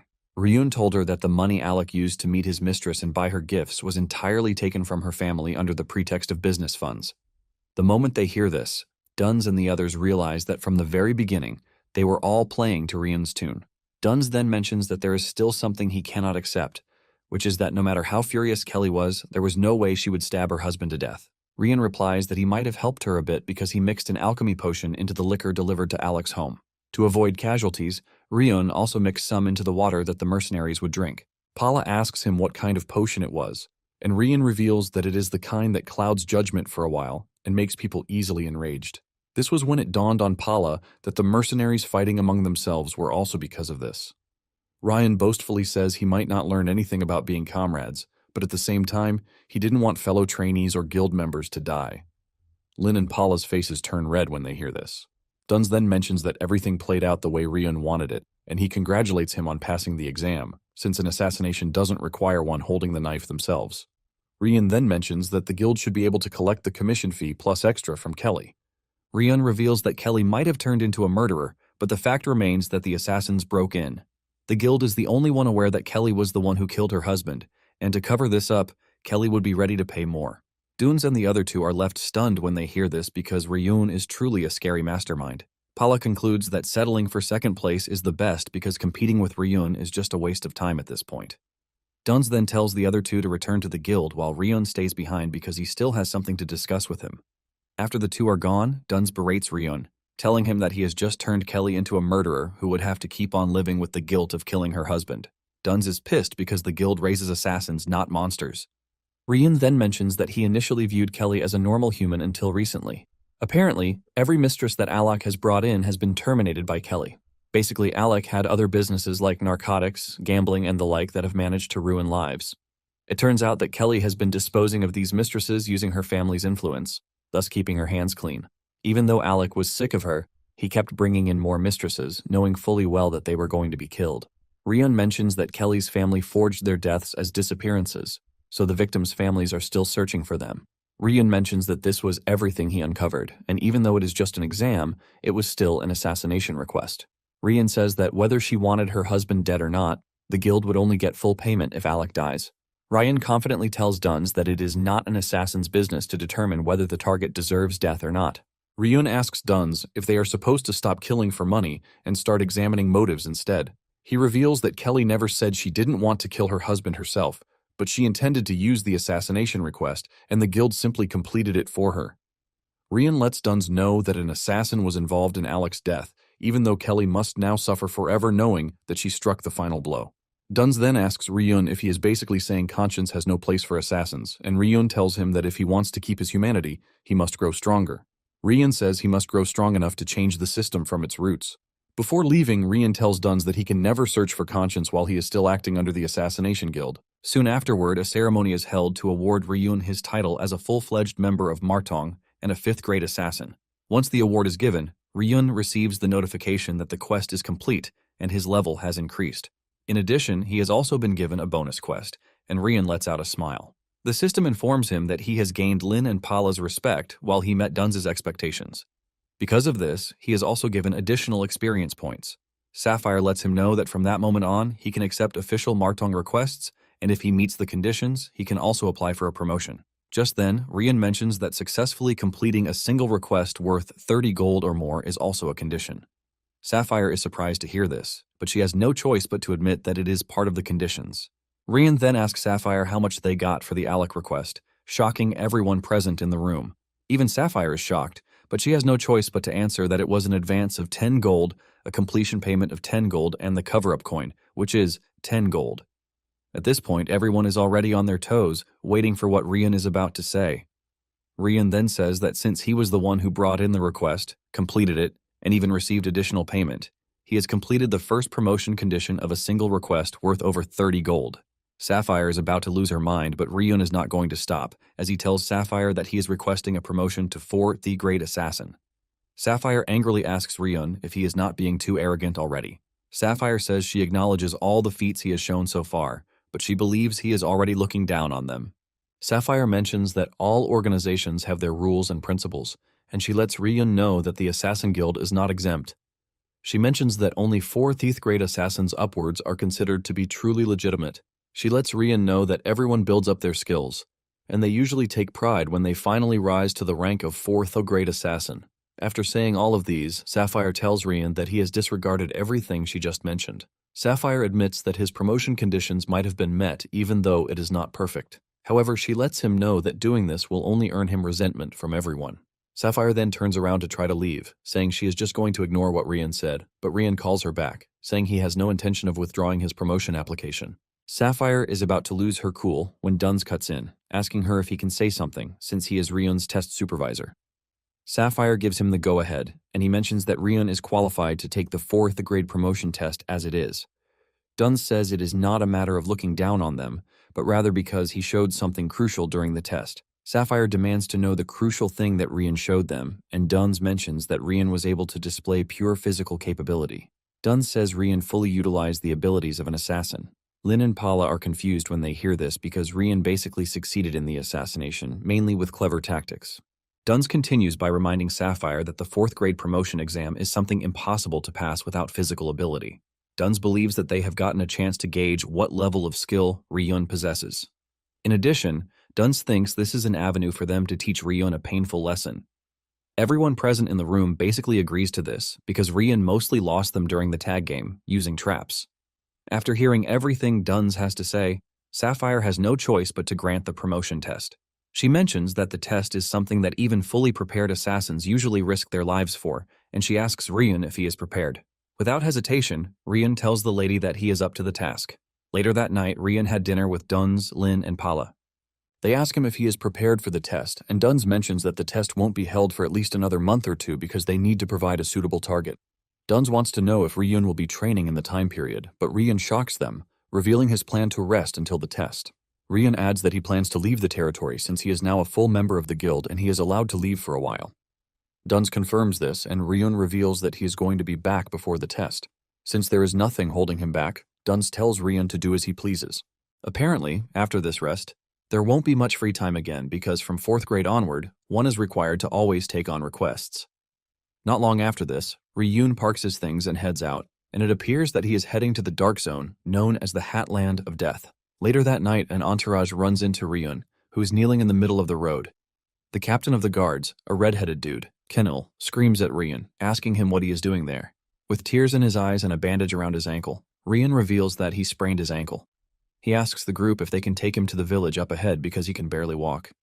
Ryun acts pretty well, saying he might actually die if the sun catches him in such a bad place, which is why he sat where he hoped someone might actually pass. Kenil then tells Ryun that he could have gotten himself killed because stopping a noble's carriage that is on an official duty actually warrants such punishment. Ryun then tells Kenil that they don't appear to be on official duty because they are taking a covert route instead of the main path. Ryun let out tears as he urged Kenil to save a poor young boy like himself. Just then, the noble inside the carriage tells Kenil to let Ryun into the carriage, but Kenil refuses. The noble then suggests that Kenil put Ryun on one of the horses, and even though he is against the idea, Kenil has no choice but to put Ryun on his horse. As they continue on the journey, the other soldiers don't waste the opportunity to make fun of Kenil, telling him that the kid suits him pretty well. The soldiers then ask Ryun for his name, and he introduces himself as Ryon from Fainton. Kenil lets Ryun know that he is lucky to have met the kind, noble lady that they are escorting. Unknown to them, this is not luck but careful planning from Ryun. The lady they are escorting is Saint Rose of the House Rose, who uses the rose emblem. While Ryun was investigating the route for his journey, he realized that Rose and her entourage would be taking the same path as him. Apparently, they had been living quietly in a remote region of Fainstroy, but suddenly, the head of the family died, and Rose set out for asylum. Because they are a small border noble house, the soldiers escorting her are not even proper knights. They were basically House Rose private soldiers, and as they embarked on the asylum journey, they were appointed as knights. Moments later, Ryun hears the soldiers talking about the downfall of the House Rose, and they believe that this was caused by House Sermon. Ryun is surprised because, with all of his investigation, there is no indication that House Sermon was involved. Just then, Kenil asks the soldiers how they think House Sermon is at fault, and one of the soldiers reveals that he heard something. He mentions that House Sermon assassinated the head of the family to hide evidence of their collusion, and hearing this shocks Ryun to his bones. Later on, they set up a camp to rest, and Rian sits away from the soldiers. He realizes that the soldiers believe that the downfall of House Rose is all thanks to the recent conflict between House Sermon and House Phaeton. Basically, House Sermon belongs to the kingdom of Darren, and Phaeton belongs to the kingdom of Phanestroy. The whole thing began when the eldest son of House Rose, who is practically from an enemy nation, became a knight of House Sermon. However, while performing border duties, he died at the hands of monsters, and House Sermon provided massive aid to House Rose in his honor. There was another house that was competing with them, and this is House Ani. They were completely dissatisfied with House Rose's rapid rise, which was backed by House Sermon. They began communicating with House Phaeton, who opposed House Sermon, and started moving to take advantage of the conflict between the two houses. This then led to the assassination of the head of house, and behind this conflict was that House Rose was secretly working for House Sermon, and that House Sermon assassinated the head of House Rose to hide the evidence. However, House Rose protested that their family member's death was actually an assassination commissioned by House Ani. But this was useless because House Phaeton already solidified the fact that Sermon committed this crime. Realizing that they stand no chance, since the head of the house has died, House Rose has no choice but to set out on the path of asylum to the Grand Duchy. Basically, the ones who know these facts are Kennel, who was just appointed as a knight and stayed by her side, and a few close associates within House Rose, who abandoned Saintin Rose and left. Because the knights are not true knights, Ryun believes that the asylum journey is going to be a difficult one. At the same time, Kennel tells the soldiers the true story about everything, revealing that the person who is after Rose is the second son of the Ani family, and not the Sermon house. He adds that the asylum request was even made possible thanks to House Sermon that helped them secure the approval of the Kingdom of Darren. Kennel mentions that Sermon scraped together whatever it is they have left just to make sure they support House Rose. When the soldiers finally hear this, they raise a toast to House Sermon for being goaded. One of the soldiers then offers Ryun a bowl of soup, and Ryun accepts the soup. They believe that Ryun is already tired of the story, but little do they know that he is deeply tied to House Sermon. Ryun then asks the soldiers if they are fine with him listening to their stories, and they let him know that there is no issue with this. However, they believe that the one suffering the most is Saintin Rose. Deep down, Ryun agrees with this because the soldiers haven't even understood how dreadful the situation is, and believes that this is because of their lack of experience. Ryun knows that the Ani family would definitely not be satisfied with just killing the head of the family. It turns out that the worst person in the Ani family is the second son, who is not even 20 yet, but has had 3 assassination requests rejected by the guild for being too messy. The dude is basically a vicious brat who likes to pick on the weak and poor. Ryun also heard that the dude doesn't joke with his own security, which makes it quite impossible for him to be assassinated. Since this is the type of person coming after Saintin Rose, Ryun doesn't think they have the time to be sitting around having a peaceful campout. Just then, Ryun notices that they are being watched, and he starts thinking of killing them. However, he bins this idea because the enemy would have already reported the route they are taking. He figures out that he would just dig traps to slow their pursuit. Later on, Ryun shows up looking all dirty, and when the soldiers ask him where he has been, he mentions that he slipped while he was relieving himself. Unknown to them, Ryun was out there digging traps for the enemy. Ryun believes that he has laid enough traps already for the enemy, and since he has gathered the information he wanted, he can freely go on his way once they get to the next village. The next morning, they arrive at where Ryun is going to head down his own path, and he thanks them for giving him a ride. Kennel then asks him why he is going to a village that is close to the Dark Zone. Ryun mentions that he works as a peddler, and he is planning to buy monster materials in the village and sell them in Phaeton. Just then, Kennel gives him a recovery potion, telling him that it is from Saintin. Kennel says Saintin believes that his injuries haven't healed yet and he is going to need the potion. In addition, Saintin said they were able to find a moment of peace thanks to Ryun. Ryun appreciates the gesture, and he thanks them for it. As they turn to leave, the soldiers use the opportunity to tease Kennel again, saying he is a good man because he would have helped Ryun even if Saintin didn't tell him to. Kennel is forced to scream at the soldiers to get a move on before they reveal all his secrets to Ryun. After they are gone, Ryun gulps up the recovery potion, and he hasn't even finished this when 6 dudes on horses appear on the scene. Without a doubt, he figures out that they are after Saintin. 2 of the pursuers are ordinary mercenaries, 2 sword beginners, and a mage. However, there is a last dude who has his face covered under a hood, but without a doubt, Ryun knows the person is a noble. Since the person is a noble, Ryun quickly figures out that the dude is Ani family's second son, Guruta Ani. As they ride past him, Ryun realizes that the pursuers are stronger than he expected, and it also appears that his traps were not able to hold them. Ryun is about to start complaining about doing too much work for a bowl of soup when he realizes that he was given a bottle of recovery potion that cost about 20 silver. Ryun knows fully well that House Rose stands no chance because they are going to kill the soldiers and then kidnap Saintin. However, Ryun finally decides to step in as he counts the potion as advance pay. Because he has to be quick and effective with his plan, Ryun decides to borrow Cornac's help, and he summons him to hand him his first job. Moments later, Kennel senses the danger behind them, and he tells his comrades that they need to move quickly. Kennel tells Saintin to hold on because the carriage might get shaky a bit.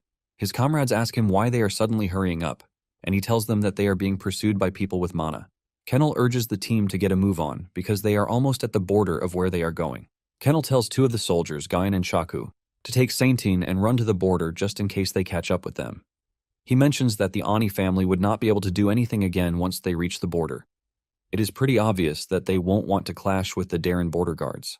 Kennel then turns around, telling them that he is going to buy them some time. As they ride away, Kennel closes his eyes and heaves a sigh of relief because he knows what is about to come next. Even though he was just knighted by luck, Kennel is still willing to give his life for House Rose. Moments later, the pursuers run into Kennel and he demands that they stop right where they are. Kennel gets off his horse and he aura farms as he moves toward the pursuers, demanding that they withdraw immediately or die. Garuta laughs when he hears this, and he tells Kennel that being knighted doesn't mean anything. Garuta takes off his mask, and one of the soldiers asks Garuta if it is okay that they reveal themselves. Garuta then mentions that they are going to kill everyone except Saintin, so it doesn't really matter. Garuta sends the two sword beginners after Saintin, telling them to bring her to him before she gets to the border.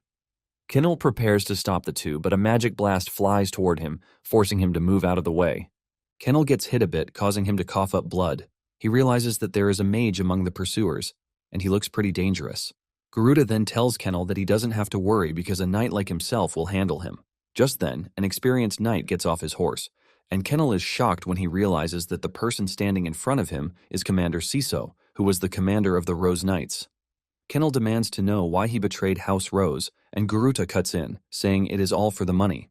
Since the Rose family is gone, Siso says there is no way he is starving to death. Garuta then goes after Kennel, swinging hard at him. Kennel is surprised to see this, asking Siso if he has no sense of knighthood. Siso replies that the world has changed and there are no morals anymore. Kennel stands no chance against Siso, and he soon gets disarmed. Siso urges Kennel to give up because he can actually serve better under a new master. However, Kennel rejects the offer, and this pisses Garuta off. He tells Siso to finish Kennel off so that they can continue the pursuit. Kennel gently goes on his knees, ready to be executed, and Siso lets him know that he is sorry for what he is about to do. Just as he is about to take Kennel's head off, Siso gets hit from behind with a magic blast. The group frantically turns around to see Cornac staring at them with a menacing expression. Siso is still running his mouth when Cornac sends off another wave of magic blasts at the whole group. However, the mage among them manages to block the attack, but he confesses that Cornac is quite strong. Siso, on the other hand, gets caught in the magic blast, ultimately dying. On the other hand, the two sword beginners have killed the other soldiers, leaving Chaku and Gayan alive. Chaku and Gayan don't want to give up even though they know their opponents are way above their league. The enemies then tell Chaku and his pal to leave because they are too weak and they are not worth wasting their time on them. Just then, Saintin steps out of the carriage to commend her loyal guards for holding out pretty well. Surprisingly, Saintin has a dagger in her hand, and she tells the sword beginners to let her guards go, or else she is going to kill herself. Saintin is pretty sure that their boss would not want that. Just then, the enemy soldier tells Saintin that she is misunderstanding the whole situation because she is not considered to be a noble, since she hasn't reached Darren. This basically means he has no reason to follow her words, and he can just do whatever he wants. Just then, one of them grabs Saintin, threatening to show her what happens to those who defy a knight who wields mana. Just as he is about to hurt Saintin, Ryun, with a hood covering his face, comes flying out of nowhere, and he kicks the dude in the face, sending him to the ground as blood spills out of his mouth. The other dude immediately gets into defensive mode, demanding to know who is defiant enough to attack them. Ryun stands over the dude he just kicked to the ground with his teeth all over the place, and he talks about how he has gotten interested in dealing with the bunch because of how lousy they are. Ryun then turns to Saintin, asking her if she is interested in hiring a Martong assassin. Hearing this shocks Saintin and even the enemy knight because they don't understand why a Martong assassin is in the area. The enemy knight demands to know why Ryun is helping House Rose, but Ryun ignores him. Saintin then makes her first offer, telling Ryun that she's going to give him 30 gold. Ryun is pleased that the lady got the idea pretty quickly, but at the same time, he lets Saintin know that her offer is too little. Ryun says 30 gold is barely enough for the knights in front of him, Siso, and Garuta. In fact, Ryun believes that the price is too low to handle even a third circle mage. Rian then tells Saintin to quickly make her decision because if the contract is not made, he has no reason to be there. Saintin is no fool, and he knows that all their efforts will be useless if Ryun leaves. It then dawns on her that she has no time to think about consequences, and if it is to protect House Rose, she promises to give Ryan everything. She screams out, telling Rian that she is going to give him everything he wants. Rian is automatically drawn in by the offer and he accepts without further delay.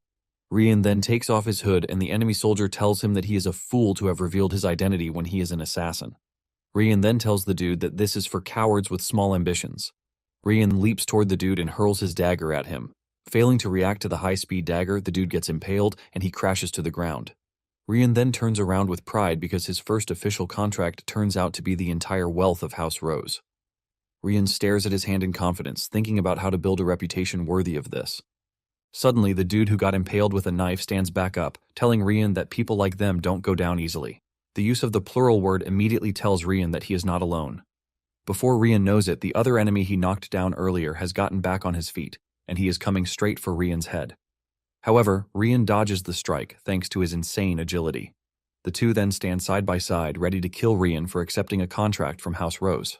The two talk about their insane and perfect swordsmanship, which they plan to use against Rian. They swing their swords at him, but Rian activates body domination and acceleration before going after the two. Their first attack misses, leaving them with an illusory presence. Realizing that they are swinging without hitting, one of them suggests that they take a step back and hit Rian with a counterattack. However, this is their mistake because Rian is already onto them. Apparently, Rian has already applied body weakness blackout and auditory impairment skills to dull their senses. By the time the two realize what is going on, they start to panic because it dawns on them that Rian has necromancer skills, too. With nothing to do, the two get their throats slit by Ryan pretty easily. He kills them in the most awful way, while Saintin and her guards watch the whole thing unfold. Moments later, Kennel shows up on the scene, and he is glad that Saintin is safe. Saintin also weeps for joy when she realizes that Kennel returned to them safely. Chaku and Guyan are surprised to see Kenley hale and healthy, and they ask him if he was the one who stopped the pursuers. Kenley then reveals that he got help from a mage, who suddenly appeared out of nowhere. Kornak then shows up behind Kenley, holding Gurata hostage. Kenley reveals that Kornak took care of Siso and the mage, and even managed to capture Guruta. They are wondering what Kornak is when Ryun takes control of the situation and releases Guruta from Kornak's grasp. Kenley finally realizes that the kid standing beside them is Ryun, and Saintin reveals that he is an assassin from Martong. Kenley almost pisses his pants when he hears this, and he finally realizes how Ryun was able to take care of the enemy troops. The moment Guruta hears that Ryun is an assassin, he tries to take control of the situation, and he tells Ryun that he is going to give him 3 times whatever Saintin promised him. Guruta tells Ryun that it is all about gold since he is an assassin. This pisses Ryan off and he slices Guruta in half, telling him to keep his mouth shut. Ryan is pissed that the dude is treating him like some cheap assassin when he doesn't even know what Saintin promised him. Ryan walks up to Saintin, reminding her of what she promised him, because Martong doesn't sit by and watch when payment is withheld. Saintin stutters in fear before assuring Ryan that she hasn't forgotten their agreement. Ryun then tells Saintin that he actually has no intention of collecting his due at the moment, since he knows what the house is currently facing. However, he tells Saintin to submit a formal request for the promised 30 gold to the guild. As for the other balance, he tells Saintin that it is going to be a verbal contract, which is going to be a contract between them. Saintin agrees to this, and Ryan tells Saintin and her entourage to continue on to their destination. He assures them that there will be no one else chasing them again. He also mentions that he is going to arrange for the guild to dispose of the bodies after they leave. He tells the group to tell the border guards that they were attacked by bandits just in case they ask them what happened. Ryun says the guards are going to understand once they hear this, and the knights are blown away by how competent and smooth Ryun is. Kennel is about to ask Ryun something when he vanishes from their sight. After he is gone, Kenley mentions that there is more to Ryun because he calls himself an assassin, but he summoned an extraordinary undead. Kenley says the whole thing is shocking, coupled with the fact that the undead spoke human language. Because of how powerful Kornak is, and given the fact that he is an undead under Ryun, it shows how insane Ryun's power is. Because of this, Kenley believes that Ryun is a disciple of the legendary necromancer named Veda. Saintin and the other two freak out when they hear this, showing how crazy his take is. They ask him if Ryun being able to command an undead capable of casting magic means is a necromancer like Veda. This is basically an undead that wields magic while simultaneously taking down a third circle mage and a sword beginner. Kenley then replies that it is not that there are no undead on the Drya continent, but its existence is on a different dimension entirely. Chaku then mentions that Ryun being Veda's disciple might bring a lot of repercussions. Just then, Saintin cuts in, telling the group that all of them must maintain absolute silence regarding the events of the day. She mentions that she is not talking about Garuta's death because she would even like it if the news of his demise spread far and wide. Saintin lets the team know that the person she is talking about is Ryun, who saved them because he is a compassionate assassin. Saintin tells her comrades that they must hide the fact that Ryun is Veda's disciple, given the fact that it is true. Kenley is shocked to hear this as it dawns on him that Saintin is different from who she was when she left the castle. Kennel can see that Saintin no longer bears the desolate eyes that she bore when she lost everything and set out on the road to exile. Saintin then asks Kennel if he can still move, and he says yes. She urges him to return to Fainton and place a formal assassination request with Martong. She wants them to commission the fee for Garuta's assassination just as Ryun told them to. However, Kenley is worried about leaving Saintin by herself, but she tells Kenley that she trusts Ryun's words that there will be no further attacks. Saintin suggests that they do their best with what they can achieve at that moment.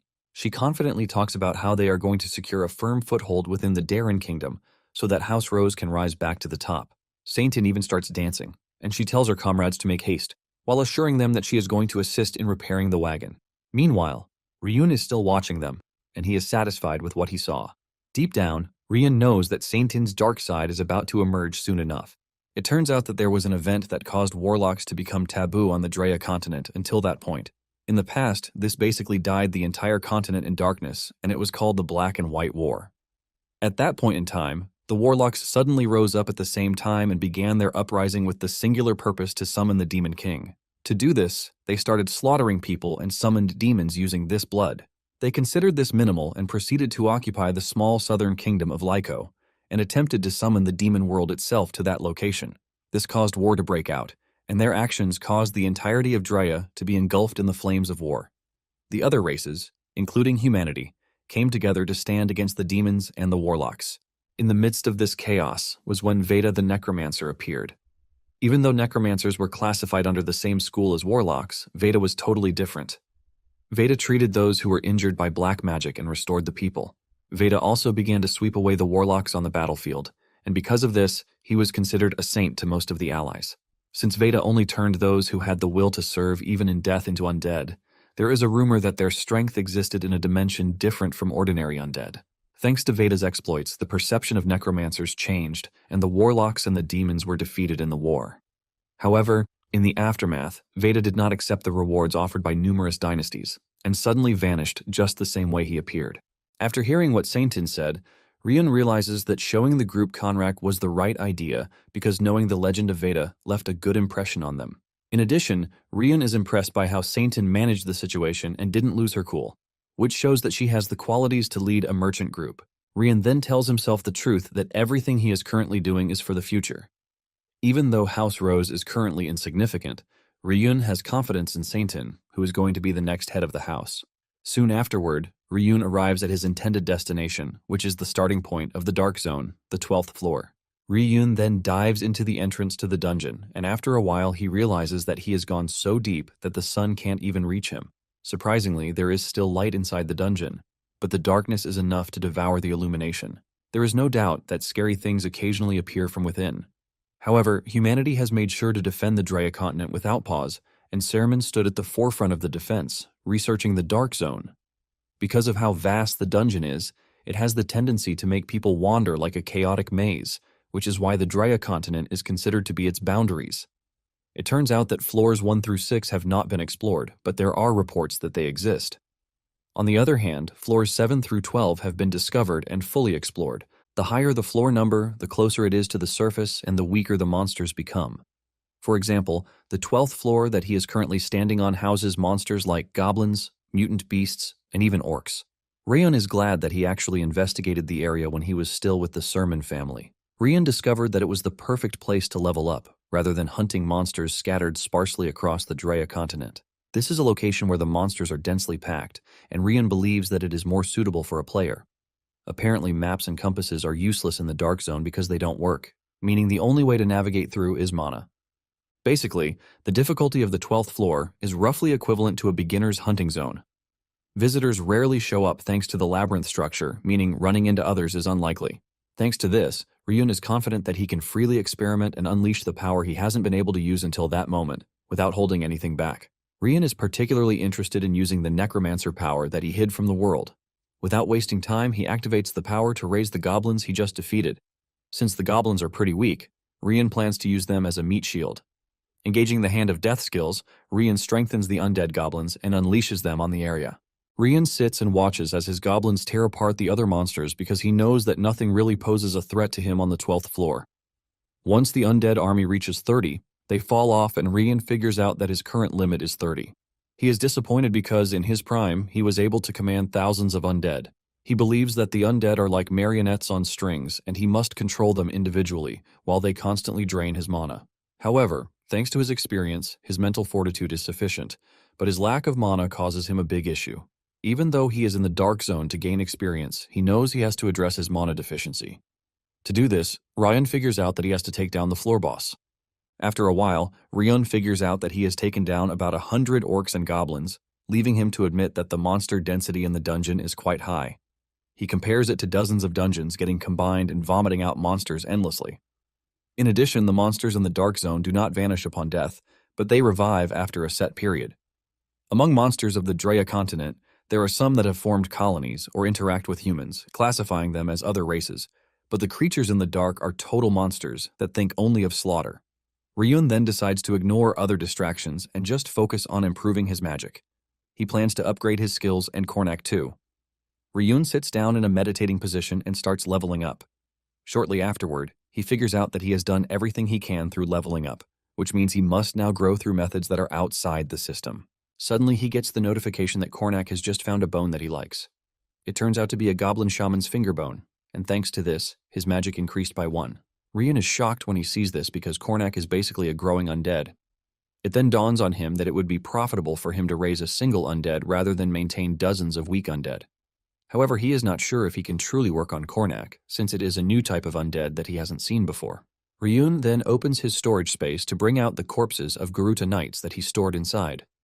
Ryun is glad that he actually brought them because he can use their souls as an experiment. Ryun begins the process of soul extraction and knows that if it succeeds, it is going to provide the power he needs to deal with the scary floor guardian. Apparently, the floor guardian of the 12th floor is a well-known entity because its stories have spread among those who have visited the floor. It turns out that the floor boss is a special orc, and the Sermon family calls it the Human Slayer. Ryun has always thought that this was an exaggeration, but standing in front of the beast in person has changed his perspective. Just then, the orc breathes down on him, and the system lets him know that he has been exposed to orc fear, resulting in a temporary loss of stats. However, Ryun resisted this with the blue earth breathing technique, and he lets the boss monster know that he has already prepared everything necessary to face it.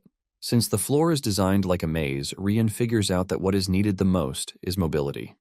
Just then, Ryun mounts a zombie wolf, which he raised by killing the orc chieftain's mount.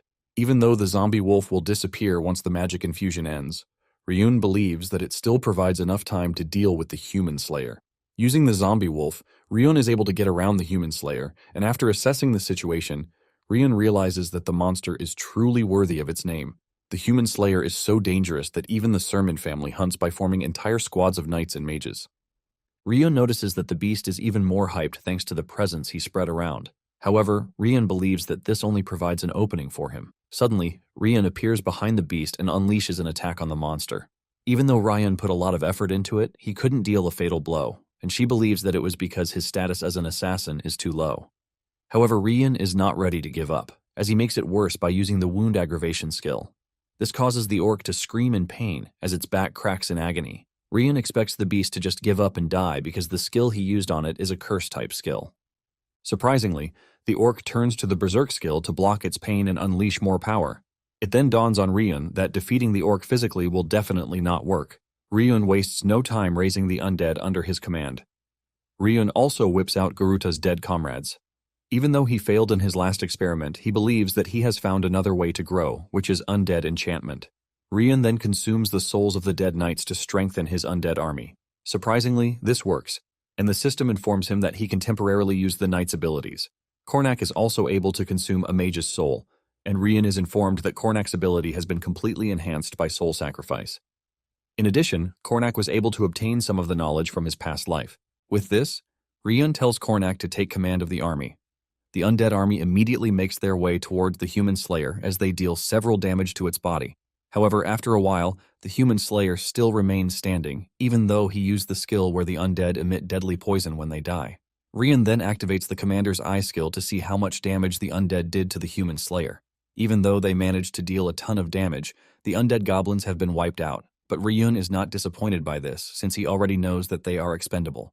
However, the poison manages to weaken the orc's berserk state, and Ryan screams at Kornak to finish the job. Kornak then leaps into the air to unleash a powerful magic circle to unleash a devastating fire attack, which is large enough to consume the human slayer. With the firebolt about to come on, the human slayer screams in fear because it knows what is coming for it. The firebolt finally lands and destroys every cell in the orc's body, ultimately bringing it to its knees. As it takes its final breath, Ryun commends the orc because it truly lived up to its title as a human slayer. Rian then unsummons the rest of his undead army, returning them to the storage space. Rian notices that the orc is trying its best to stay alive, but Rian is not about to allow this, and he engages the Hand of Death skill that he has been upgrading for the past few days. It turns out that there is a sub-skill close to the Hand of Death, and it is called Life Drain. Rian uses the Life Drain on the orc, and he starts gaining some stat increases until he reaches his limit and can no longer take in any points. The system informs him that he is receiving special experience points for being the first to defeat the human slayer. Thanks to this, his level increased, and he is informed that the Phantom's traits enable the use of soul extraction on the human slayer, but the chance of success is 57%. Ryun is shocked to see this because he didn't know he could actually harvest the soul of a named boss monster, and this is because he assumed that the monsters inside the Dark Zones lacked souls. However, this tells him that the Floor Guardians might be an exception. Even though the chances of this coming through is 57%, Ryun is not ready to let it slip. Ryun then activates the soul extraction, unleashing a dark aura that infiltrates the orc's body. Surprisingly, the extraction is successful, but Ryun runs into an unexpected problem. Instead of the orc's body fading away, it remains intact even though Ryun already extracted the soul. This is a problem because it is supposed to fade away and then re-emerge later in preparation for the next challenger of the floor. He knows for a fact that the knights from the Sermon family will discover the orc the way it is once they come patrolling. Later on, knights from the family enter the floor, and, to their surprise, they find the leftovers of a terrifying battle. This immediately tells them that the report about the human slayer being hunted was actually true. They assume that those who fought the human slayer are experienced fighters accompanied by elite mages. At the same time, the knights believe that this is weird because they didn't get a report of a large group entering the Dark Zone. They are also blown away by the marks left on the ground because it shows signs of people experienced in fighting monsters.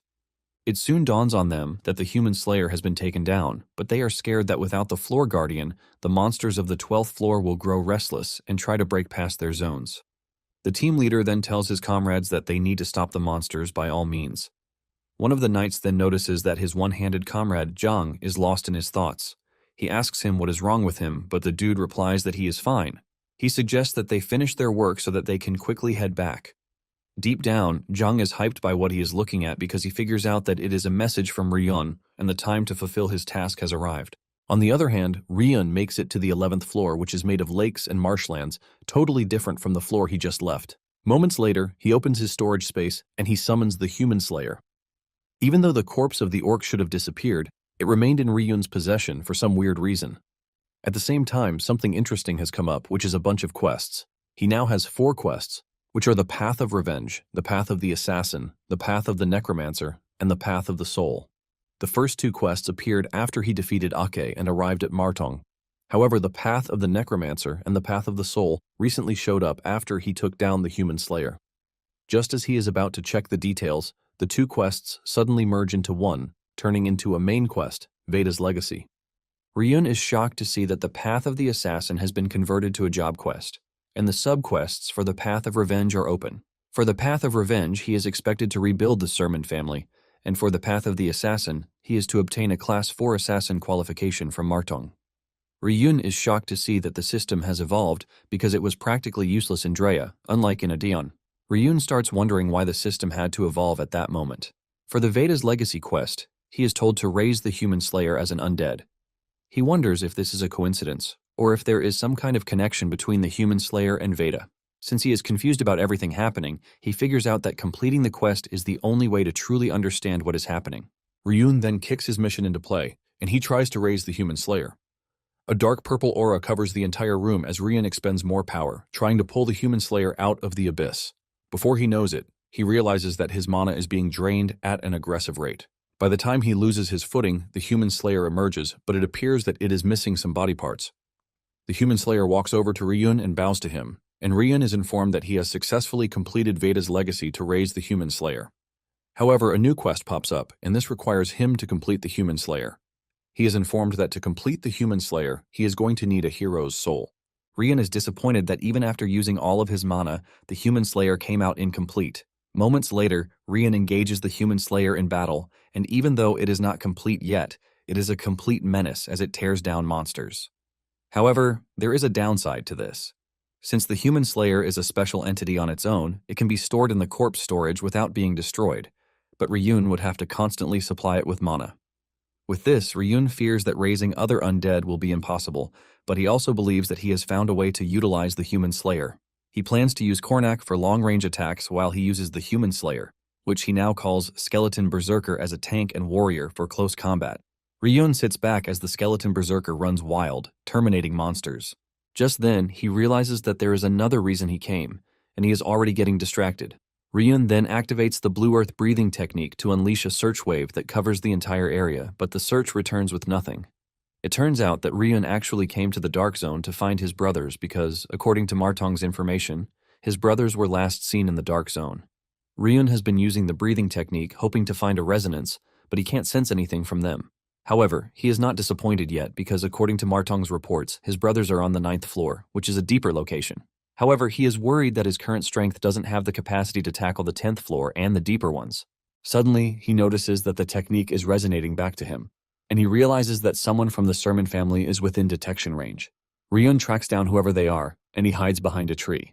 He senses 2 people coming toward him, and one of them isn't a knight or even a mage. However, he can sense that the other person has trained movements and is even wearing gear. In addition, this other person has just one hand. He starts wondering if he should reveal himself, since the person might be from the Sermon family. He is debating this when Sena appears behind him, teasing him about how much he has changed his appearance. Ryun's heart almost jumps out of his chest when he sees Sena, and he screams out in shock and fear.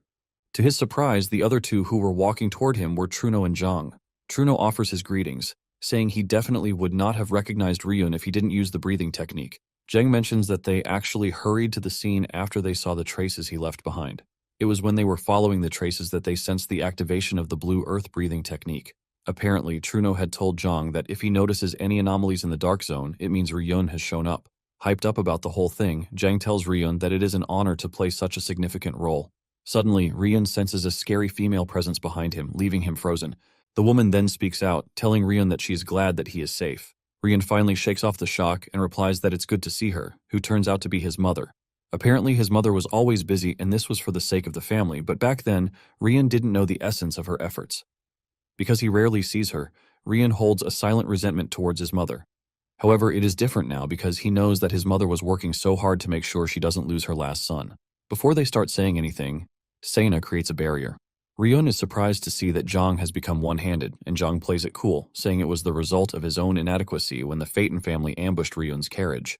He then mentions that he is thankful for the wound because this is why he was tasked with the vital task of protecting Truno, who is currently hiding in the Dark Zone.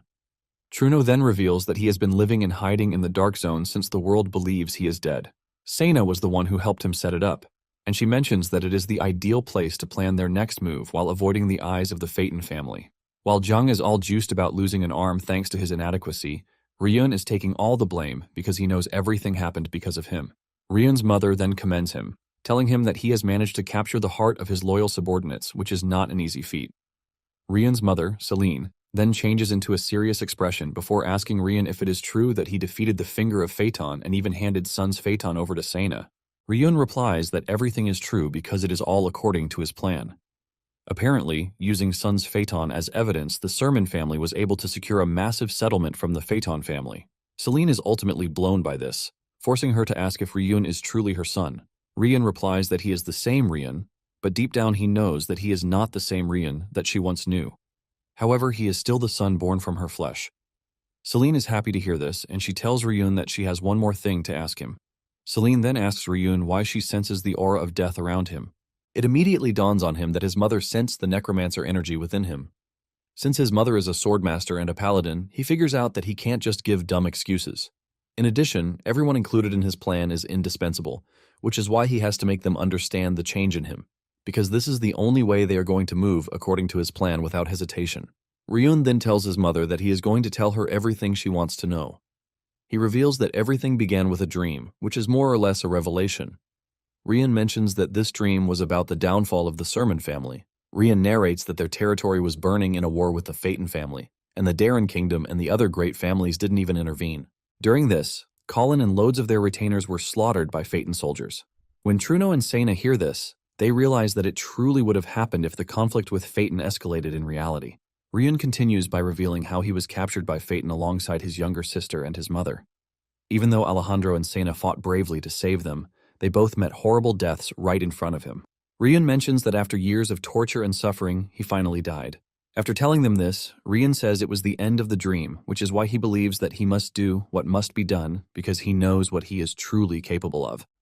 After Ryun is done narrating, Truno is left traumatized because he figures out that everything he just heard sounded more like the experiences of a veteran who has just returned from the battlefield.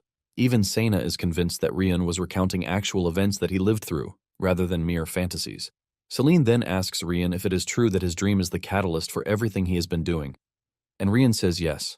To Truno, he totally believes because he knows what Phaeton is capable of. Sena also believes that Ryun was shown the future, which is the power passed down through the Sermon bloodline. At the same time, Celine figures out that her son has been operating in the shadows to make sure this dream of his doesn't come to reality. Celine can also see that Ryun has obtained the power he needs to make this possible, or else he wouldn't have been able to defeat Ake or even face his family members in the Dark Zone. Kalin then asks Ryun for his future plans, and Ryun is surprised that they believe his story, even though it sounds childish. Celine then replies that he is not a child because the decisions he has made have shown that he has what it takes to shoulder the future of the Sermon family. Celine then tells Ryun that she and everyone in the family will support him. Ryun smiles when he hears this, and he figures out that there is no turning back. Ryun tells his mother that what he is about to ask her is something she can never tolerate, but his mother tells him to go ahead with it. Ryun then mentions that he must relinquish the family's status as a great family. This shocks the trio, and Truno quickly speaks up, telling Ryun that if he does this, the Sermon family would be demoted to a common house and lose its qualifications. Ryun replies that he is aware of this, but he lets them know that with their current strength it is impossible for the Sermons to regain their status. Sena mentions that the status of a great family is the same as absolute authority and power. Because of this, great families can even stand above nations and hold the right to decide the fate of the world when calamities threaten humanity. Celine adds that a great family is the only entity qualified to represent their world in matters that involve dimensions beyond Drea. Because of how important this is, Celine asks Ryun if he is seriously telling her to give up such a title, and Ryun lets her know that it is a must that she does so. Ryun lets them know that the Phaeton family will declare war against them since they know the family's current state.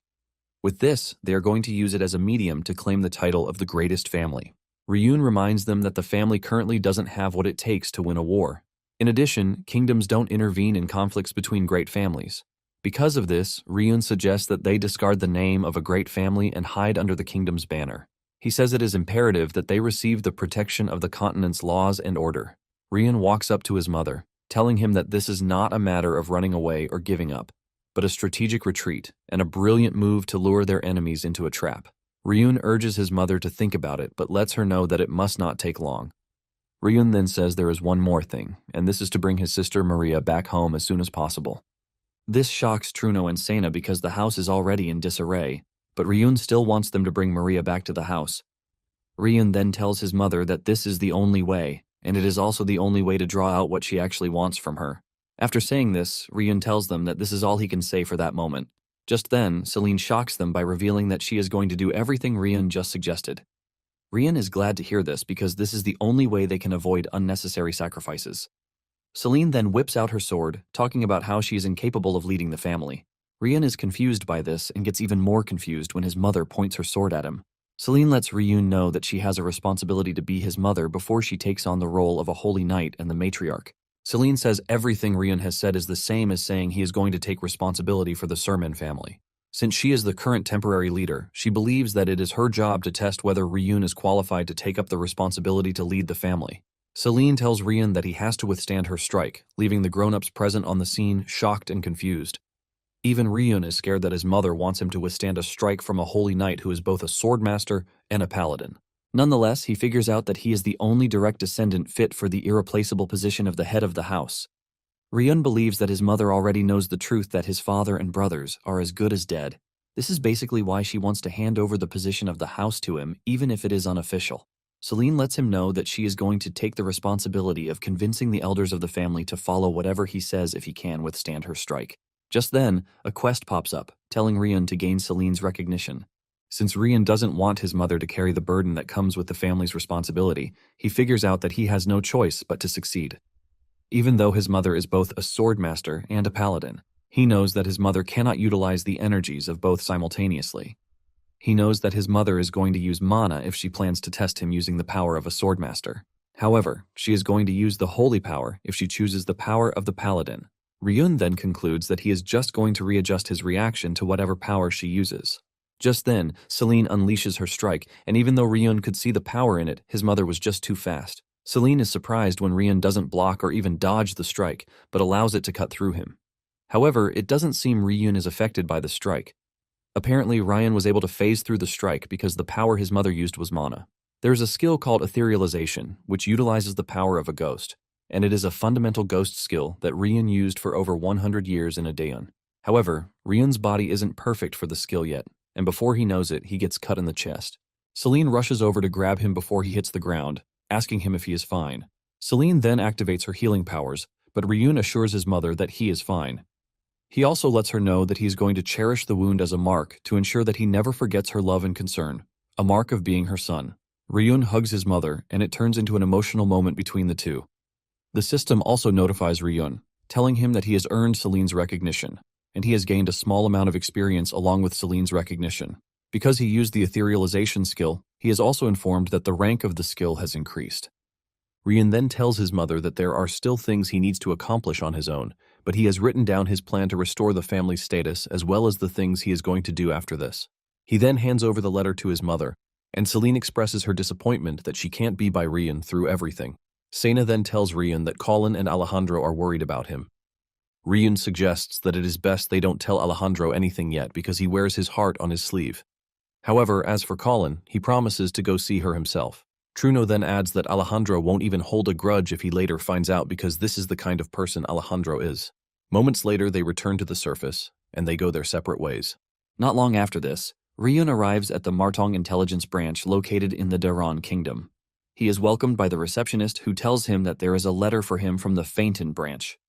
Ryun collects the letter, and when he reads it, he realizes that it is concerning the 4th grade promotion exam. The exam basically contains instructions for both the promotion exam and the mission. Apparently, he is required to assassinate the mage, Goma, in Khaled, a territory of the Daron kingdom. Ryun figures out that he has heard the name Goma before, and he realizes that the dude is actually a fitting target for a 4th class exam that tests one's martial prowess. According to the intel that he was given, Goma suddenly arrived in Khaled one day and created a dungeon. Since then, there have been reports of missing villagers. Mercenaries and adventurers were sent to investigate, but they all went missing. Since the lord of the region is useless, the villagers turn to a more specialized organization, Martong. With this, Ryun figures out that he has 2 tasks, which are to clear the dungeon and also to kill Goma. Shortly afterward, he arrives in the quiet village of Khaled.